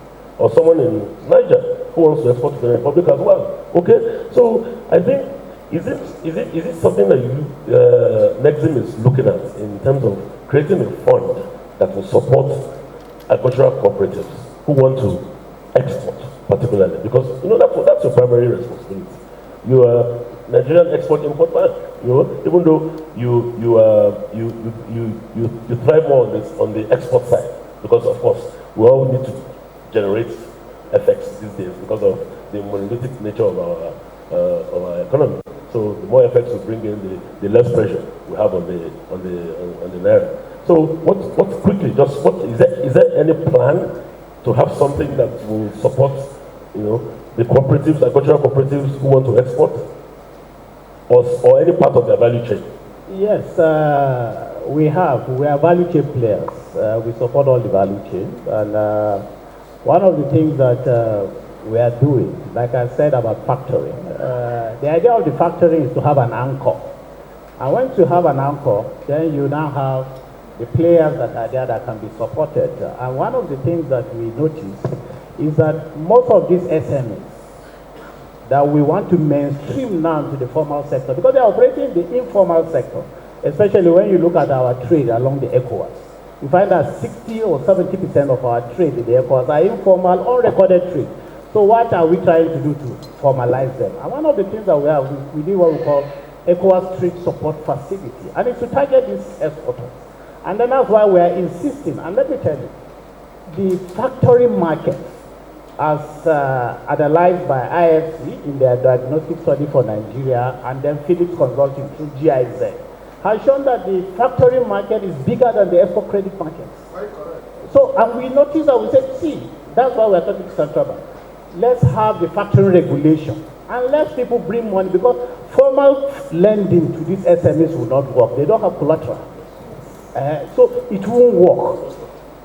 So the structure is that to create that anchor that will now be off-taking it, and then now we will be financing their receivables, because they will have performed their contract. When they are awaiting that payment, then factors will now come in. So what we are working with Agribusiness with that, trying to now raise the money that will now provide money for the factors. And we are also talking to banks so that they can have dedicated factoring units that can now be providing such kind of funding to help the SMEs by way of giving them funding for that. And then we have other kind of facilities, and that's why I emphasize that Nexim now is beginning to the non-funded area where we can do credit enhancement instruments that can make sure that SMEs can come and use our guarantees and then access formal banking facilities. So these are the things we are working on. So that's very nice to know. It's good that those kind of discussions are being had so people can understand, you know, what you are doing, particularly on the next thing. For you, I mean, you've spoken to your frustrations. I want us to leave this place with an optimistic, on an optimistic note. What do you think you can do to enhance your competitiveness, and what support do you need, and what areas as well can you do to enhance and support the current ecosystem you have yourself, okay, in the area where you play, which is shea butter and soybean, okay, which you have chosen to play in. So, you know, you've spoken to your challenges, the issues of, you know, if you had your way, the Anchor Bora program, all the CBN intervention funds will still be there. But aside from that, the DFIs are there, the Nexims are there. So how much of that have you tried to avail yourself of in terms of funding? Okay, and what more do you think can be done from your own end to make sure that you are equally contributing to solving the problem that the society has created for everyone, particularly in the agricultural value chain space? So what we also do, what we want also to prevent being controlled by these 4 or 5 players in the international market, we went into refining of shea butter. So currently we've also created like a market differentiation. We are offering shea butter food grade, and we're offering shea butter cosmetic grade. The shea butter cosmetic grade, we're also doing a value addition. We're going into cosmetics, also into the export market, serving the local market and export market. The food grade, we are also marketing now the food grade as a substitute to imported margarine to the bakeries and we're also exporting to international market. Very interesting. Seems that you are doing a lot in spite of the challenges you face, and I think you should just keep at it. So I think at this point in time, I think I would, do I still have time? Okay, so I would like to round up, and I would like to really say that I want to thank my panelists. I think they've brought in very interesting perspectives. What we can glean and deduce from this is that collaboration is very essential. We need to collaborate. Public-private setup, public-private partnership, very integral into the scheme of things. And as a country, as a country, we have to be very, very strategic. We have to be very, very deliberate, and we have to be very, very intentional. I want to really thank my panelists, and I want to thank Stanbic IBTC. Okay, it seems my panelists all want to have a parting shot, but that parting shot must be a parting shot of, I will give you each 45 seconds. 45 seconds, final words, actually final words. Final words, 1 word, 2 words, final words. Let me start from Andrew. Andrew, your final words. Yeah, my final words will simply be that for us as an organization, we think solving existing constraints of organizing smallholder farmers, layering technology around them, being innovative is a low-hanging fruit, and the big works can continue. But immediately we think we've created a niche for ourselves, working in the communities, utilizing communal land, tying identity via technology, creating scale by aggregation. It's my final word that smallholder farmers organization is a big constraint to flow of capital, to access to market, and we are able to do this efficiently. Okay, so for me, I think it would just be that Nigeria can feed itself, it can feed Africa and be a strong player in the world. We just need to stop talking and hit the ground and do the work. Nice to hear. Doctor. Yeah. I want to use this opportunity to invite Stanbic IBTC to champion the syndication and the consortium of RACC. It is what Yongo said. He needs the anchor investor, and he is ready to take. And what we're saying, that open the land, and every other thing we're talking here fall in place. It will be there completely. From mechanization, which will be provided on credit and supply credit, on inputs, farm management, uptake, and even putting all the farmers together. We need to take a look at it and see how we can speak with the government to move between 5,000 to 10,000 hectares for us in 6 geopolitical zones to even run the model for 2 years. If it's successful, we upgrade it from there. Thank you. Okay, as final word, in Nexim, our mantra is PAVE. That is produce, add value, and export. But for that to be achieved, I think we have to be very intentional. Intentional in the sense that we want to diversify the export basket, and then intentional in the sense that we want to improve export competitiveness. But how do we do that? 2 things. There has to be a deliberate policy framework. And secondly, there has to be a dedicated, targeted funding framework. Yes, I know CDN is not going for intervention funding, but there has to be policy loans that will be granted so that for us to achieve that. And I truly subscribe that Bank of Agri should really be capitalized, because we need that primary production that can form the industrialization for exports. So that's my final word. Thank you.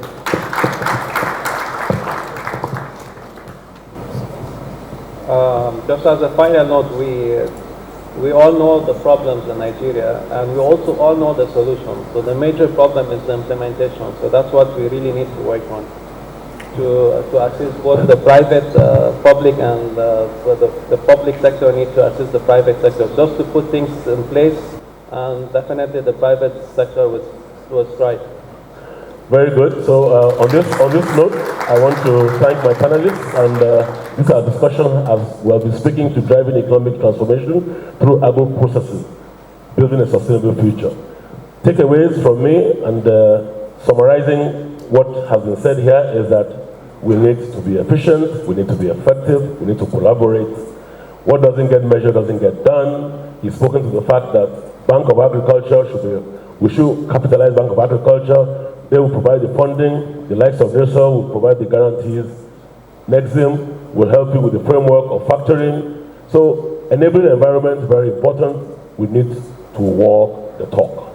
Final words, walk the talk. We don't want to come back here next year and be talking about what we said this year.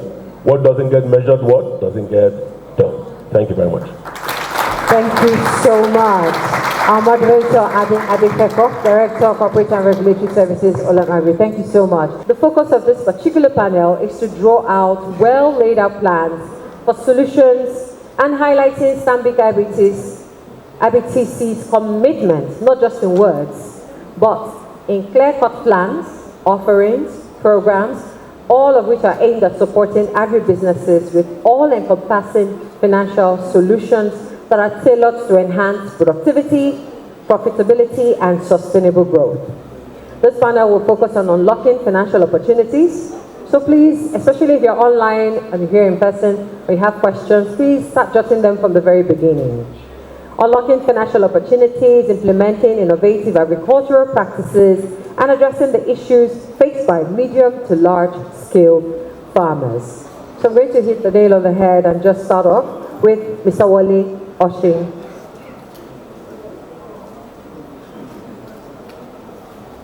Thank you, sir. Okay, so let me ask you straight up. What key strategies is Stanbic IBTC Bank using to support agribusinesses? And how will these shape the future of the sector in Nigeria? Key strategies. Like number one, number two. Because everyone here is hungry for solutions, correct? We've talked problems for years, decades and decades and decades.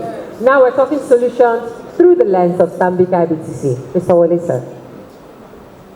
Thank you very much, Jude. And thank you everyone for joining us at this session.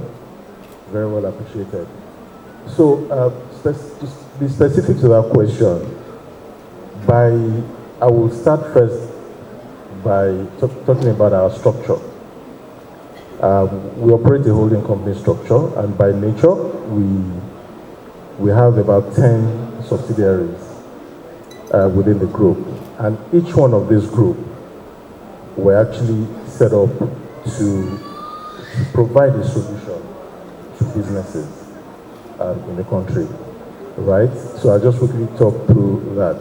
So for every business in this country, I mean, we have our pension subsidiary, which is the number one in the country, with assets under management in excess of 3 trillion naira and over 2 million RSAs, retirement savings accounts, right? I'm starting from this point just to highlight how we're structured to support businesses, and I narrow down to agribusiness, right?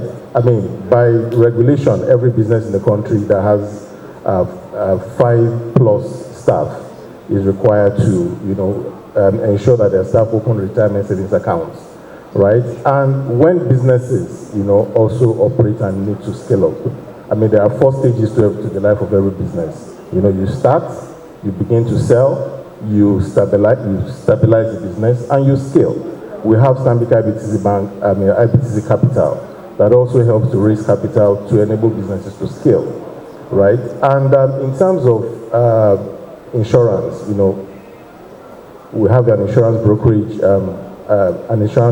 subsidiary and a life insurance subsidiary as well, which also supports the business, right? And for your staff as well, from the personal and private banking structure of the bank, units of the bank, we have employee value propositions which supports you in terms of employee welfare, so that the business owners can focus on their businesses, right? Narrowing down to agribusiness. So what we do, we approach it from the agribusiness point of view in terms of looking at the entire value chain of every business, from the input right through production, processing, and even the route to market structure, right? We provide financial solutions and even beyond financial solutions, you know, to cater for your needs.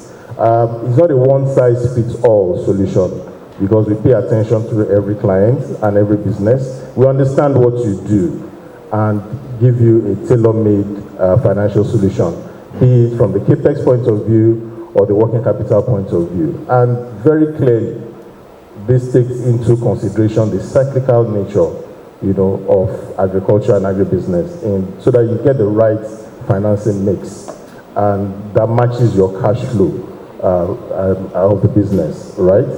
And taking it further, we also, based on the, as you may be aware, we're a member of the Standard Bank Group, which is the biggest bank in Africa by assets, right? And we operate in 17 countries or so across Africa, right? So we create linkages as well, you know, where you have a situation where you want to expand your business to other countries in Africa, we can handhold you.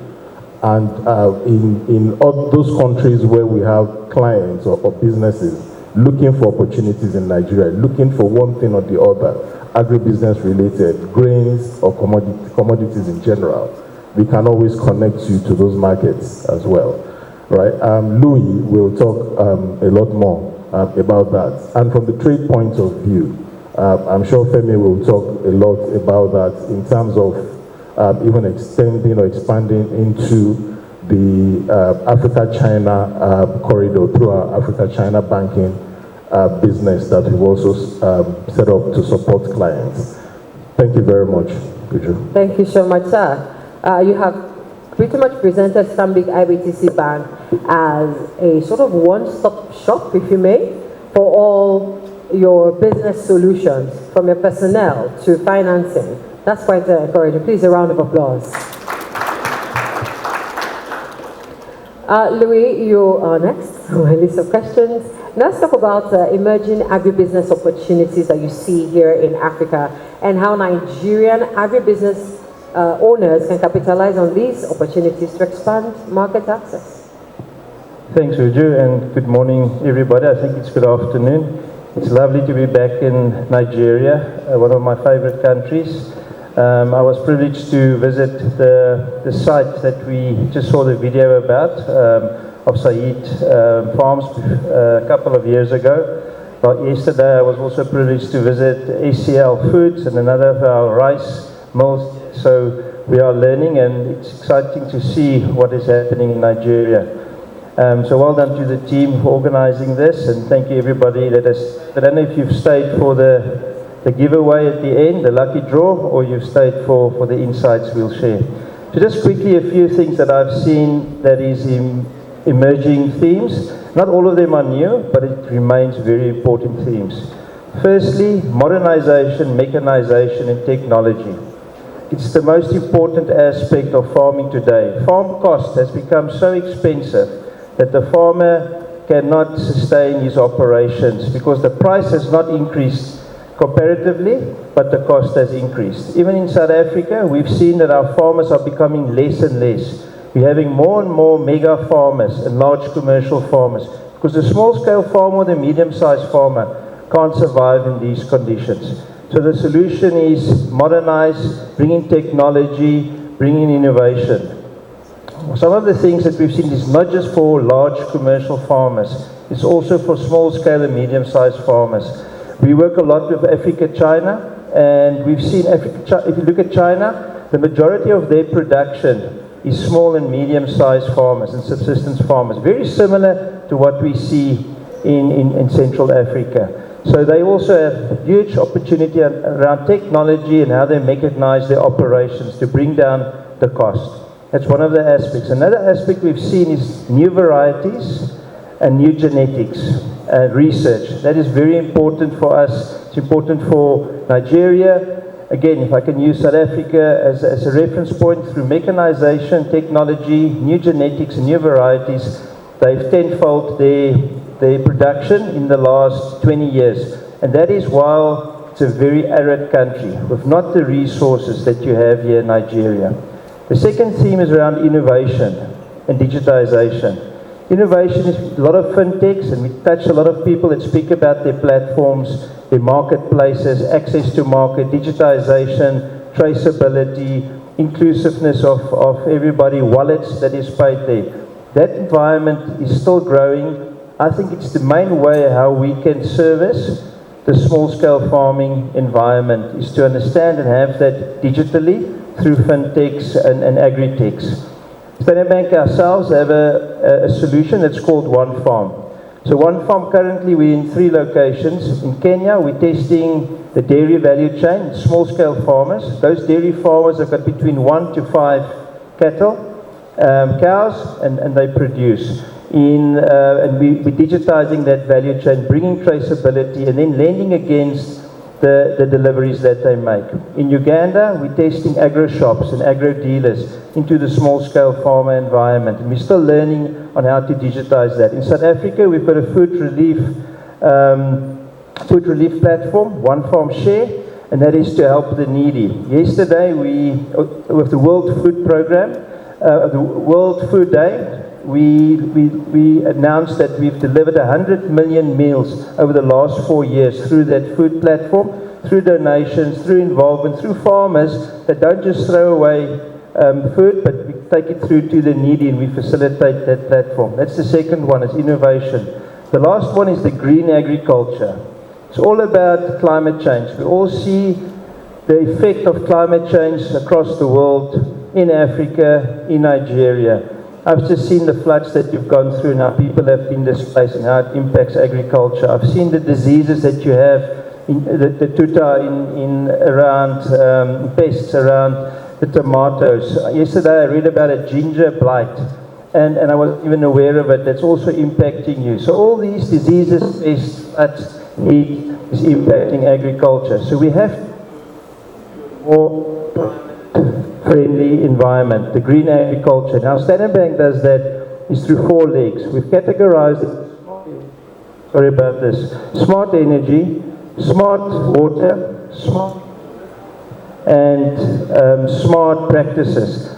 We all know about irrigation. We all know about solar, hydro, and biodigesters that we can finance.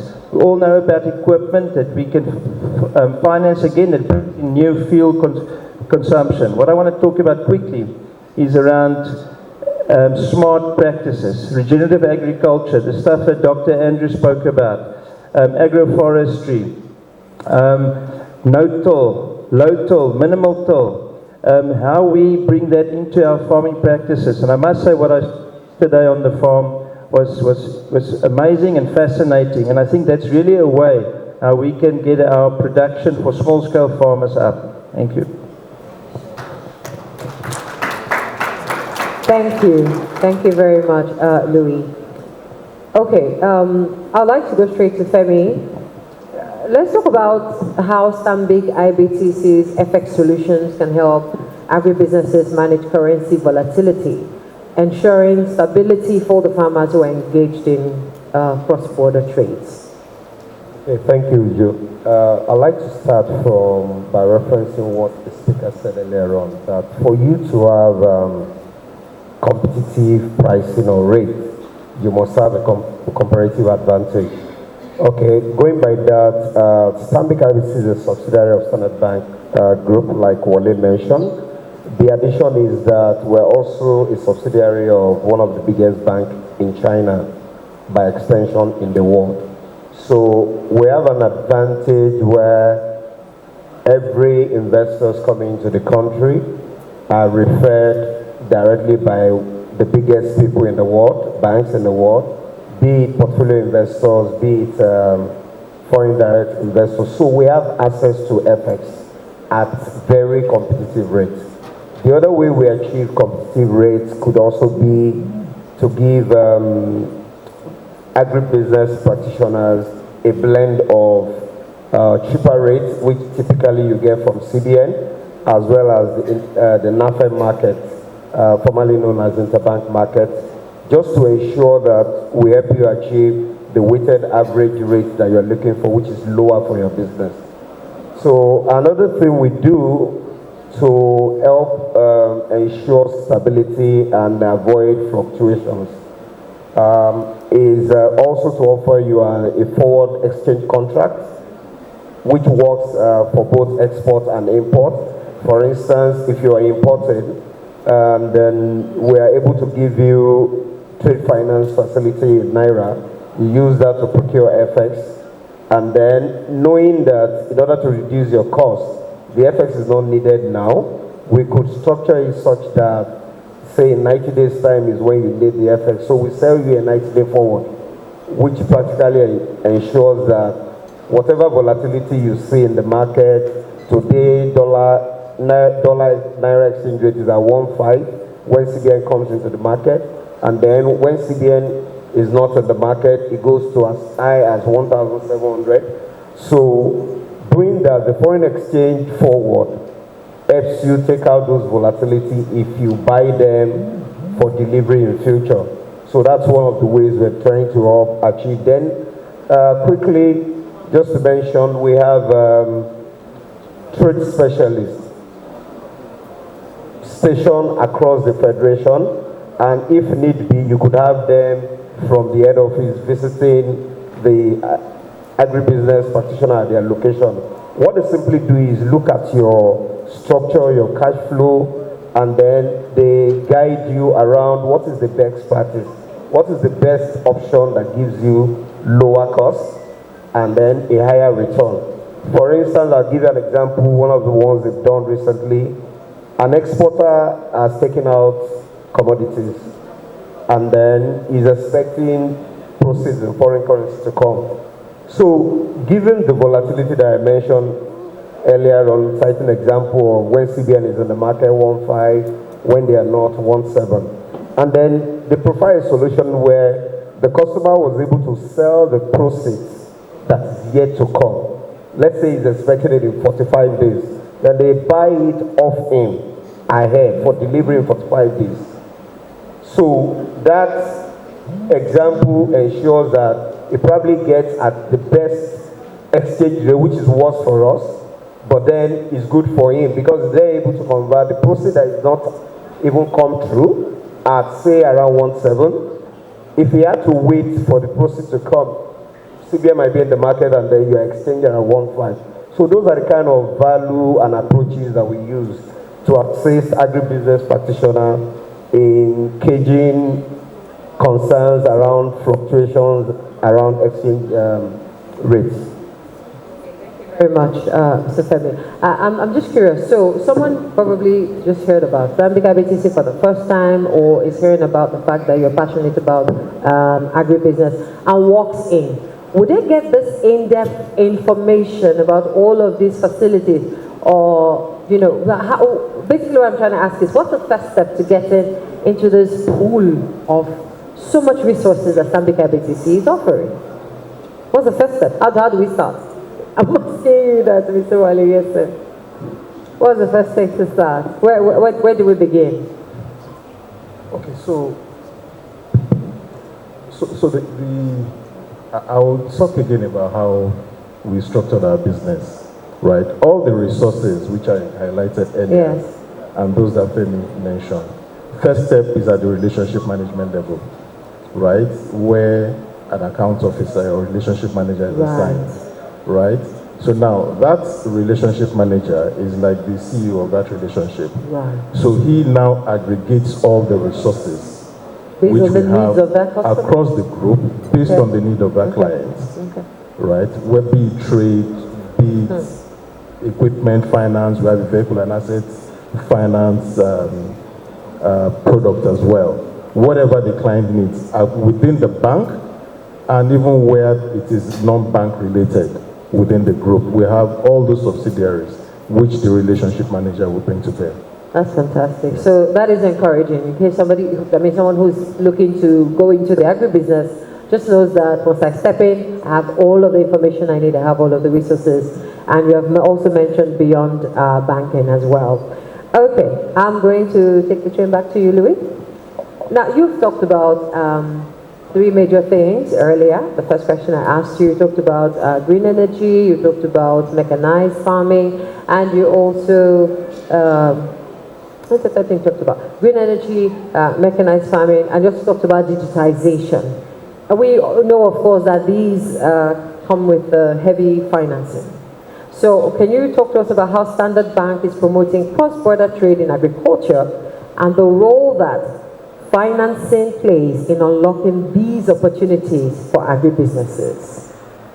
Yeah, a few examples around cross-border and trade. I think trade is very important. I think export is extremely important. That's where you get better pricing, new markets. So yes, food security in Nigeria, in Africa is critical, but we also need to look at where we can get foreign exchange from and dollars from. So trade for us is a key strategic focus area for Standard Bank. As earlier said, we are in 20 African countries and we focus on the trade between these countries. Trans-regional trade, we've got a trans-regional proposition where we help customers to set up businesses. What they've done well here, like in Nigeria, how do they take this business to Ghana, to Angola, to East Africa and multiply their business through new jurisdictions?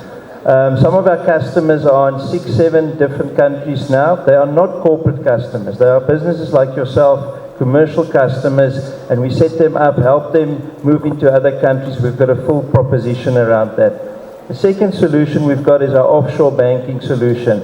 It's where we set up in tax-efficient hubs like Mauritius. We recently launched Isle of Man and Jersey. We've created offshore structures where we can assist your business to put up foreign structures for wealth creation, for foreign currency access, and to manage your procurement. So we've set that up.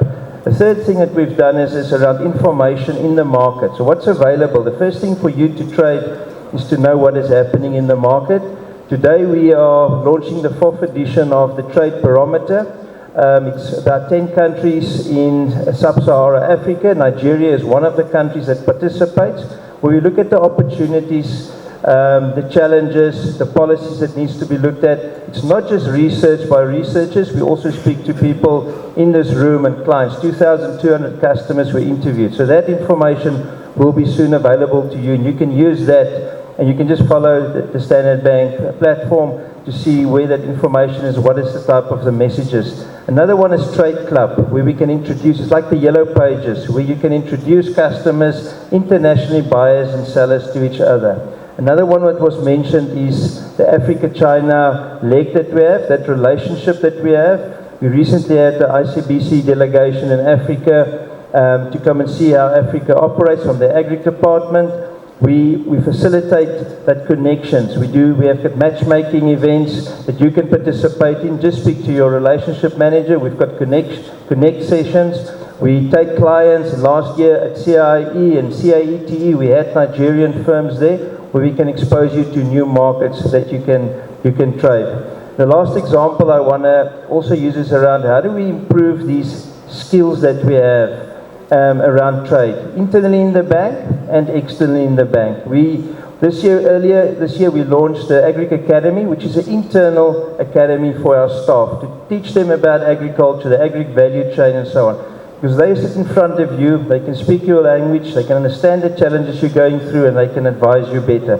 So that is a degree or a certificate for agri-economists and so on.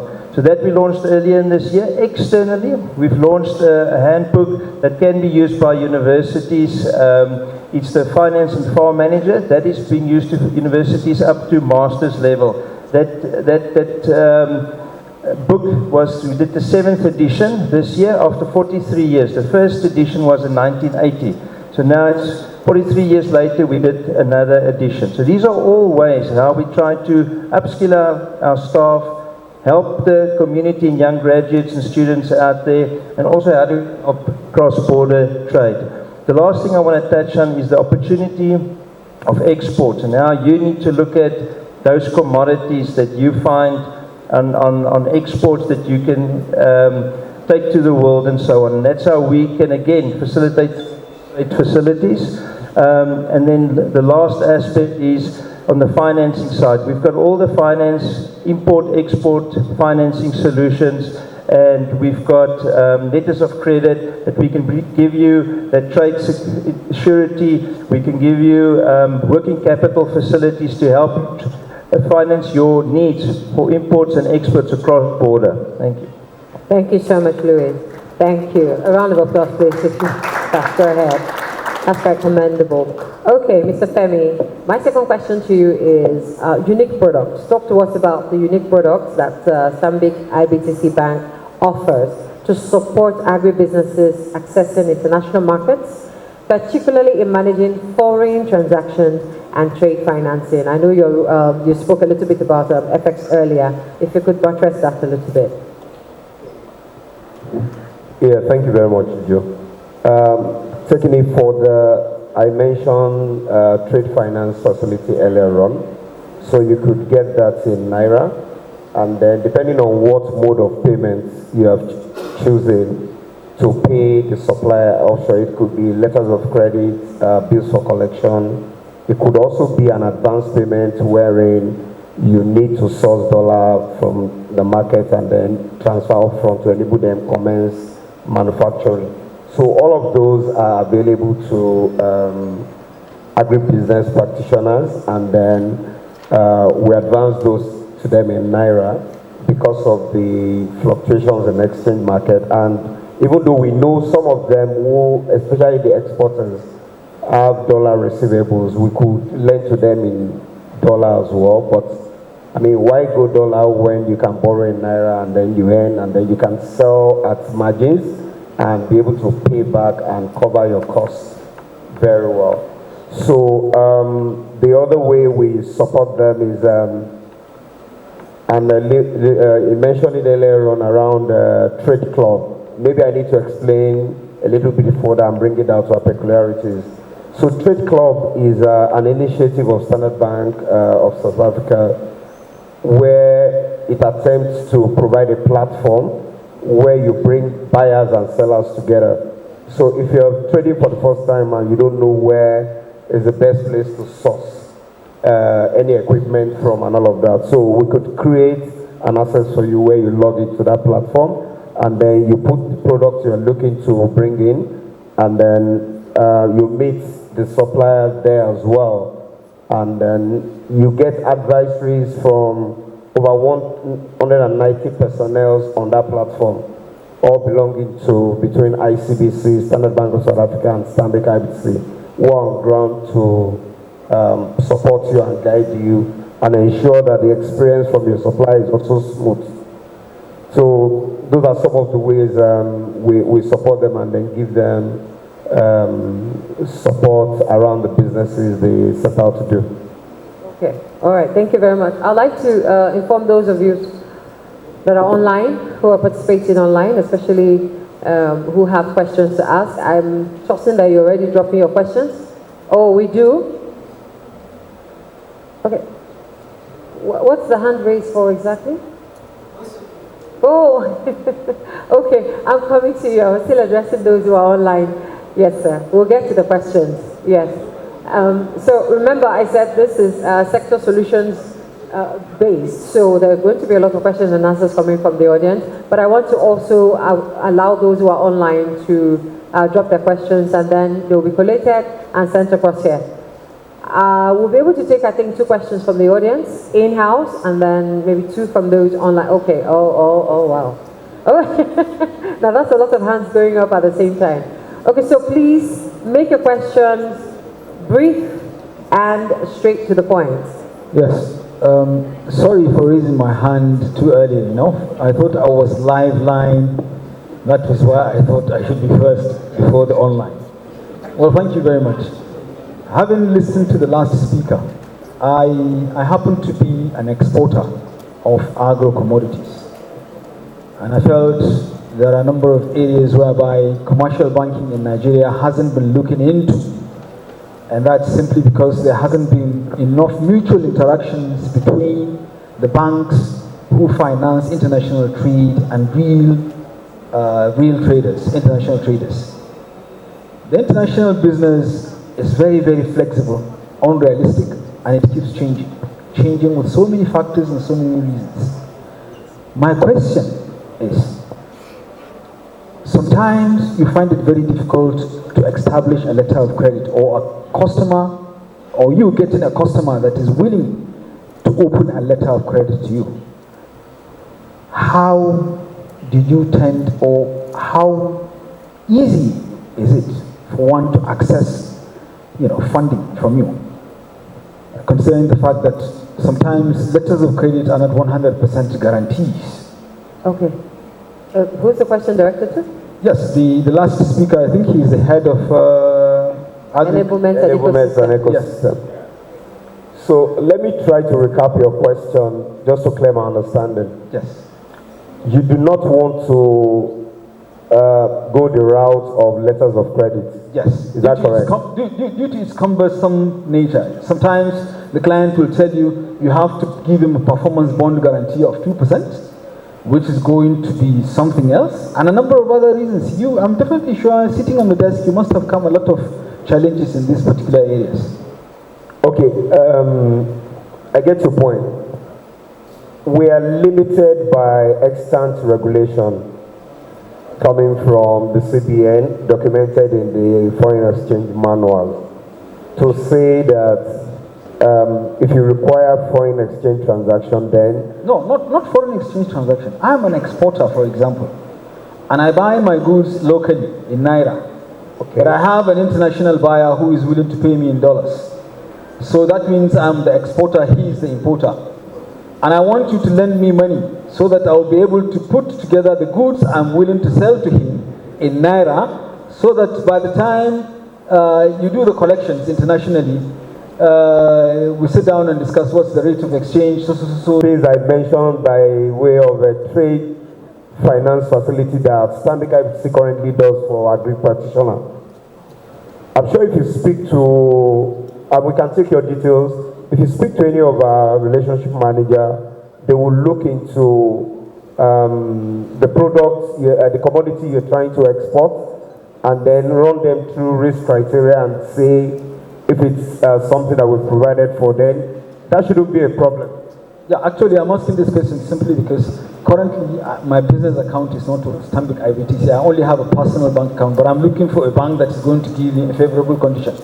If you are willing to give me a favorable condition, fine. I can move my business account back to Stanbic IBTC. Well, we'll be willing, sir. We'll be willing to explore this situation. We're more than willing. Then finally, you mentioned the traders platform, South African traders platform. How does it work, and how do I get access to it? How do you get access to what, sir? To the platform. Oh, the trade platform? Yes. Yeah, we will ensure we get your details at this session. Then we'll contact you. We have a trade specialist based in Abuja here. If you are based in Abuja, they can come to your office and then ensure you are on the platform. They can handle it. The guys in Abuja covers the entire north, so he's happy to go anywhere in the north. Thank you very much, sir. Thank you, too, for making your questions. Okay, so this is what we're going to do. Because of time, we'll not be able to take everyone's questions.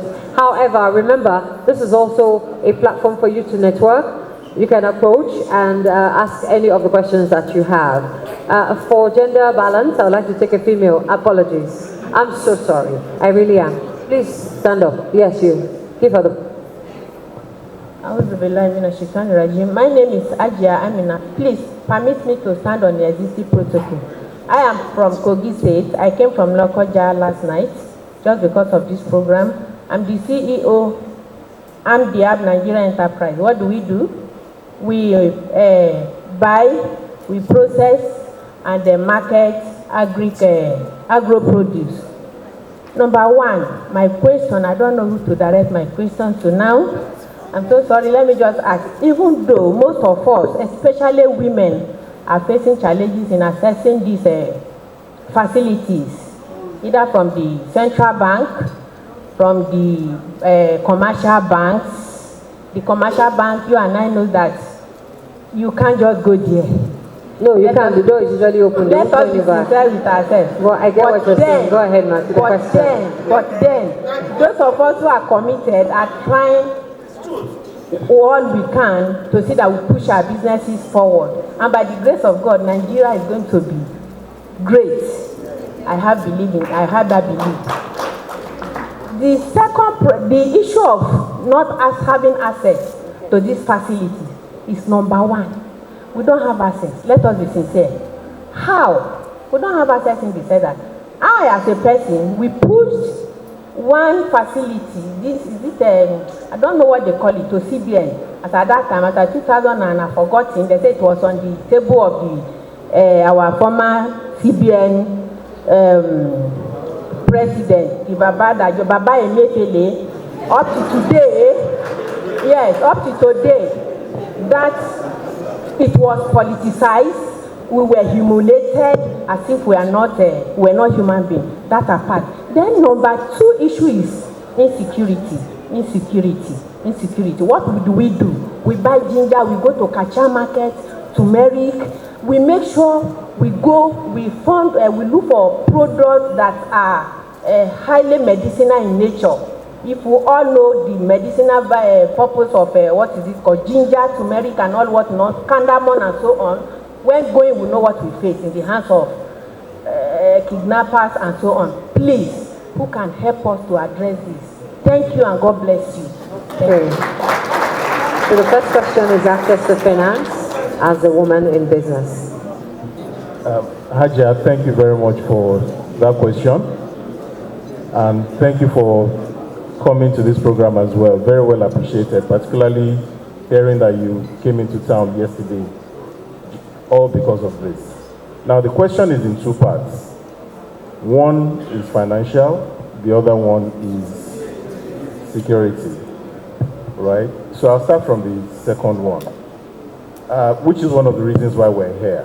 The purpose of this summit is to bring people together, identify the issues, the challenges, and with the hope that we will be able to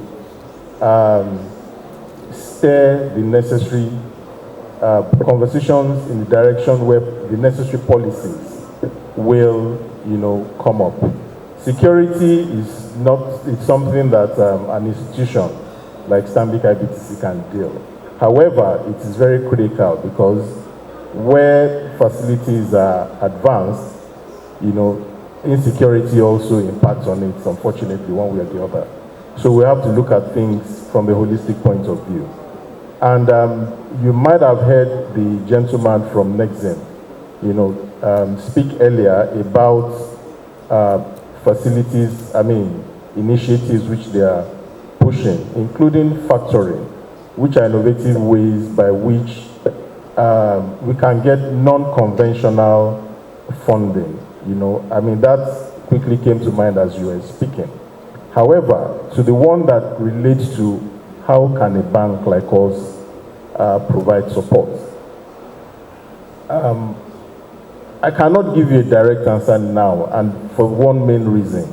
There's a need to understand exactly how you're structured. You did mention that you have a cluster of other, individuals that you travel from one point to the other to get ginger, to get turmeric, right? So it's important for us to be able to understand exactly how you're structured, what markets are you linked to, right, to enable us to be able to give you the right answer or the right solution. I did mention earlier when I spoke that our solutions are not a one-size-fits-all.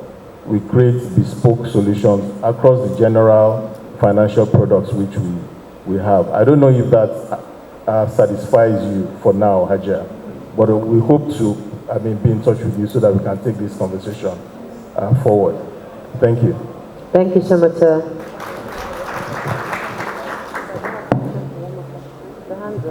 Okay, so just one more question. You decide among yourselves. Okay, I don't know. From that table, yes, from the front table, one person please get it, yes. And that will be the last, I'm so sorry. Please feel free to meet with the gentleman as the program progresses or towards the end. Thank you. Thank you so much.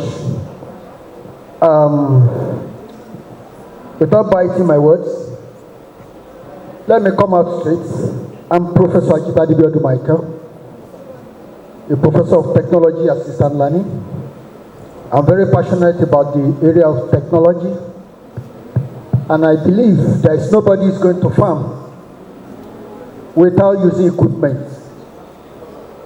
What are you doing, IBTC, concerning your equipment manufacturing company in Nigeria that's at moribund? That's number one question. Number two, our graduates, young graduates today,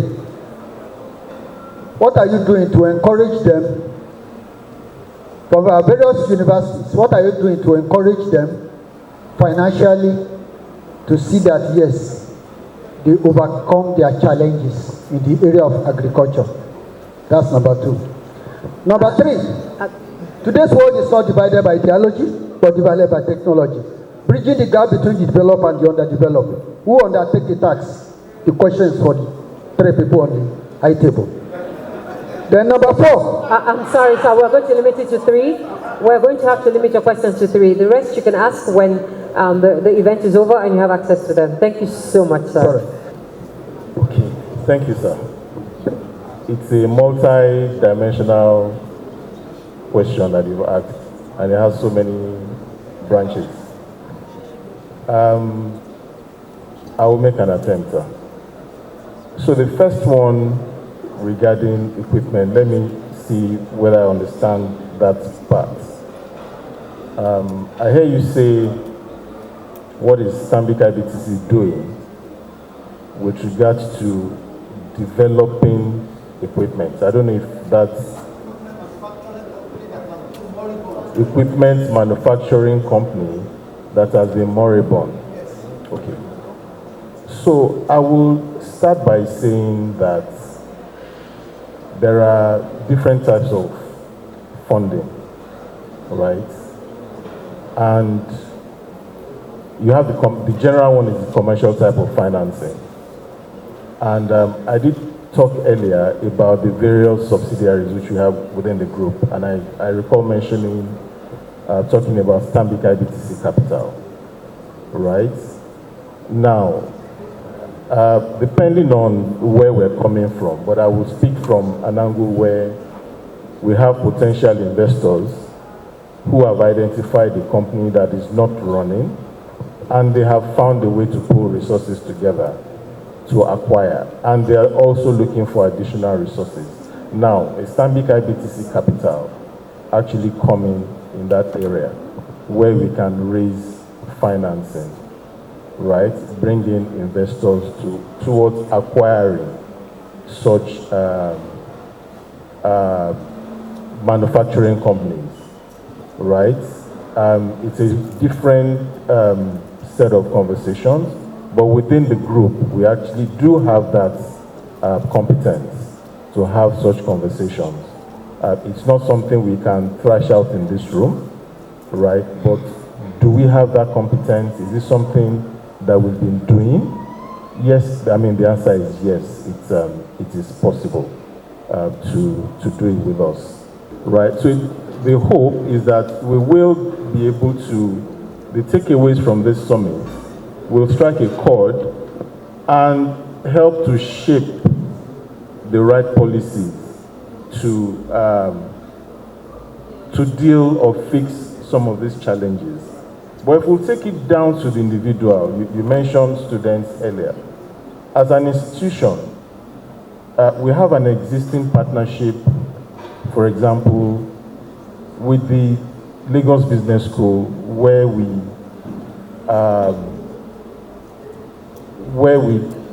undertake or do capacity development trainings, right? Where our clients, even non-clients, at the SME level, get knowledge to help them to develop, and successfully manage their businesses. We've also gone into such partnerships with some of the international organizations, who actually, carry out and do pro bono capacity development trainings, for small businesses in Nigeria. And as an institution as well, we have a training school where young graduates, when they get employed in the bank, we take them through a training period, right, to enable them acquire the right skills, to be able to function as bankers. And when they finish, we don't just throw them into the system.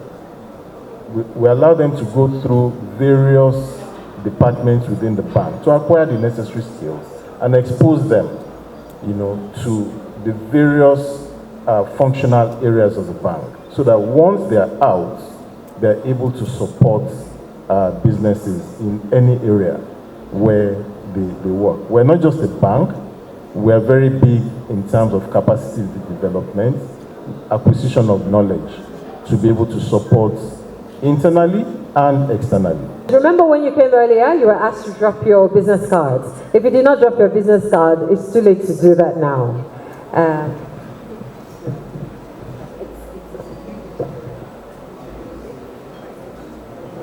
All right, so we have 2 of those. Okay, so we're mixing it up. It's fair, free and fair election. You can see it. Let the audience see you mixing it up. We're not favoring any particular card. So however this goes. I wish there was some kind of drum roll effect, so the tension is building and everything. Okay, enough tossing. Oh my God. So you're going to be going home with some gifts from Stanbic IBTC Bank. And you can already know, all right.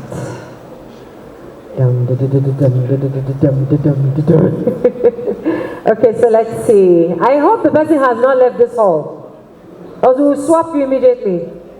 Aha. Suleiman A. Ajishafe, founder, CEO, New Age, basically. Awesome. Congratulations. Suleiman is into commodity trading, fish and seafood, poultry, agriculture, oil and gas. Another round of applause. Please don't be jealous. Clap for him, please. All right.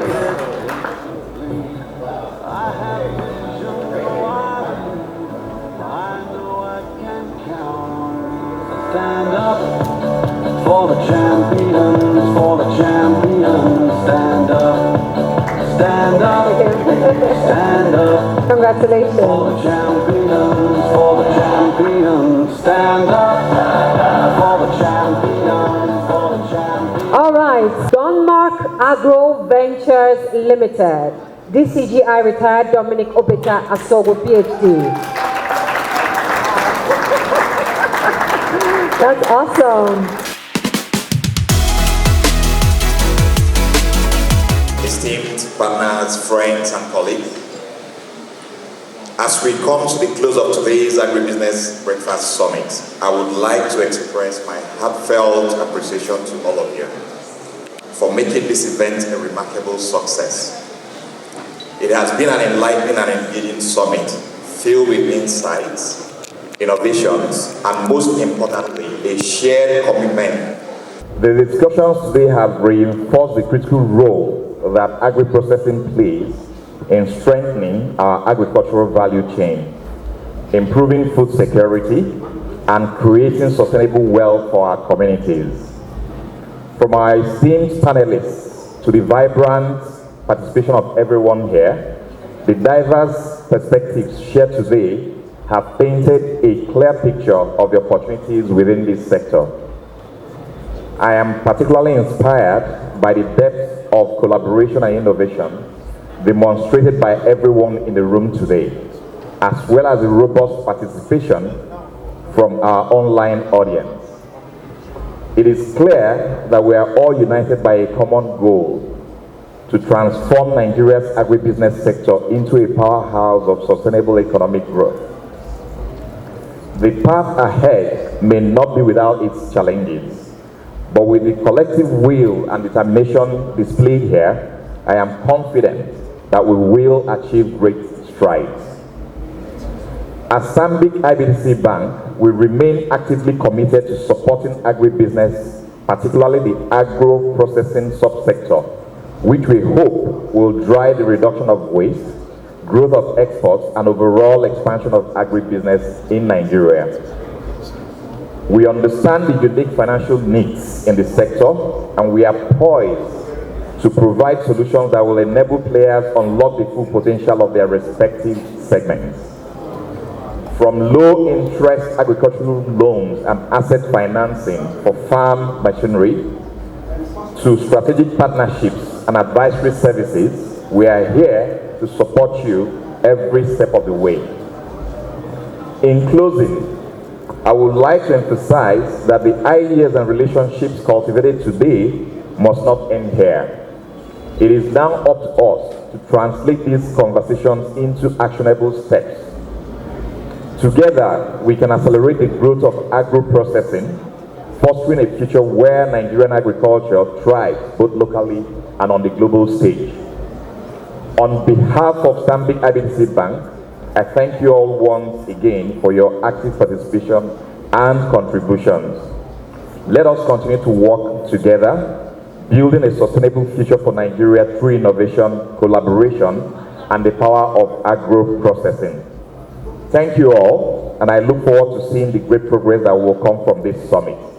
Safe travels and have a wonderful day ahead. Thank you.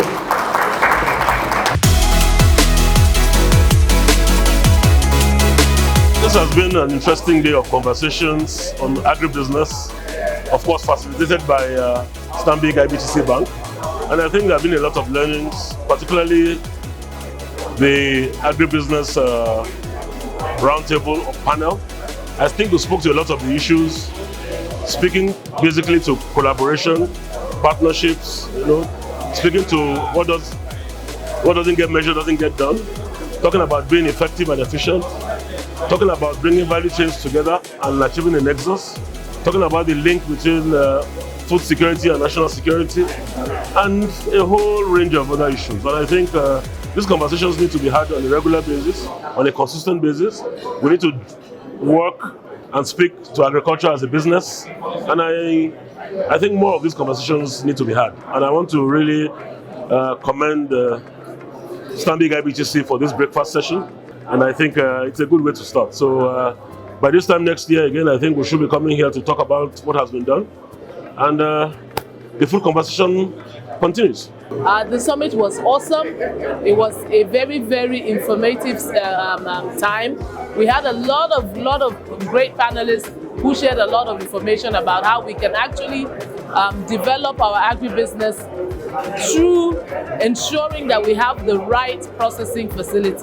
It's really important when we talk about improving yields, to also know that the end in view is that there must be somewhere where we can process and add value to it, and that way we're able to ensure that the agribusinesses are comfortable to improve their yields. So it was really an awesome time. I'm happy. Stanbic IBTC has always been a strong supporter of agriculture. I'm very happy to be affiliated with Stanbic IBTC, and we look forward to greater times in the future. One of the ways, as we have seen very clearly at the panel discussion today, we cannot do this without partnerships.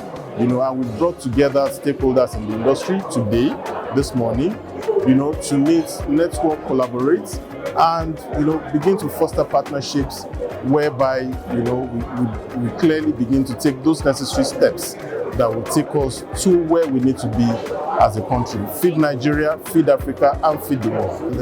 I enjoyed the program. I came all the way from Edo State down to Abuja just for this particular Stanbic program. I learned a lot from it. Talking about this exportation and how Stanbic come into business, like particularly me that I'm into cash crops like cocoa, cashew, and palm kernel. So I had wow about the discussion. It was so nice. With what I just see now, I think I am going to retire myself from every other bank I'm dealing with, because what I had here today was awesome. I love it, and I'm going to move down to Stanbic completely. One of the key roles we play is to facilitate collaboration, okay, from You know, I mean, if you look at the audience that were in this room today, from, you know, mechanization to logistics, relation to last mile, you know, in terms of distribution of these farm products, to exporting, to creating new markets and opportunities for the practitioners, we actually add a lot of value across the whole value chain of the agribusiness space. So beyond financing, which we provide, we also add value across the whole value chain for these practitioners.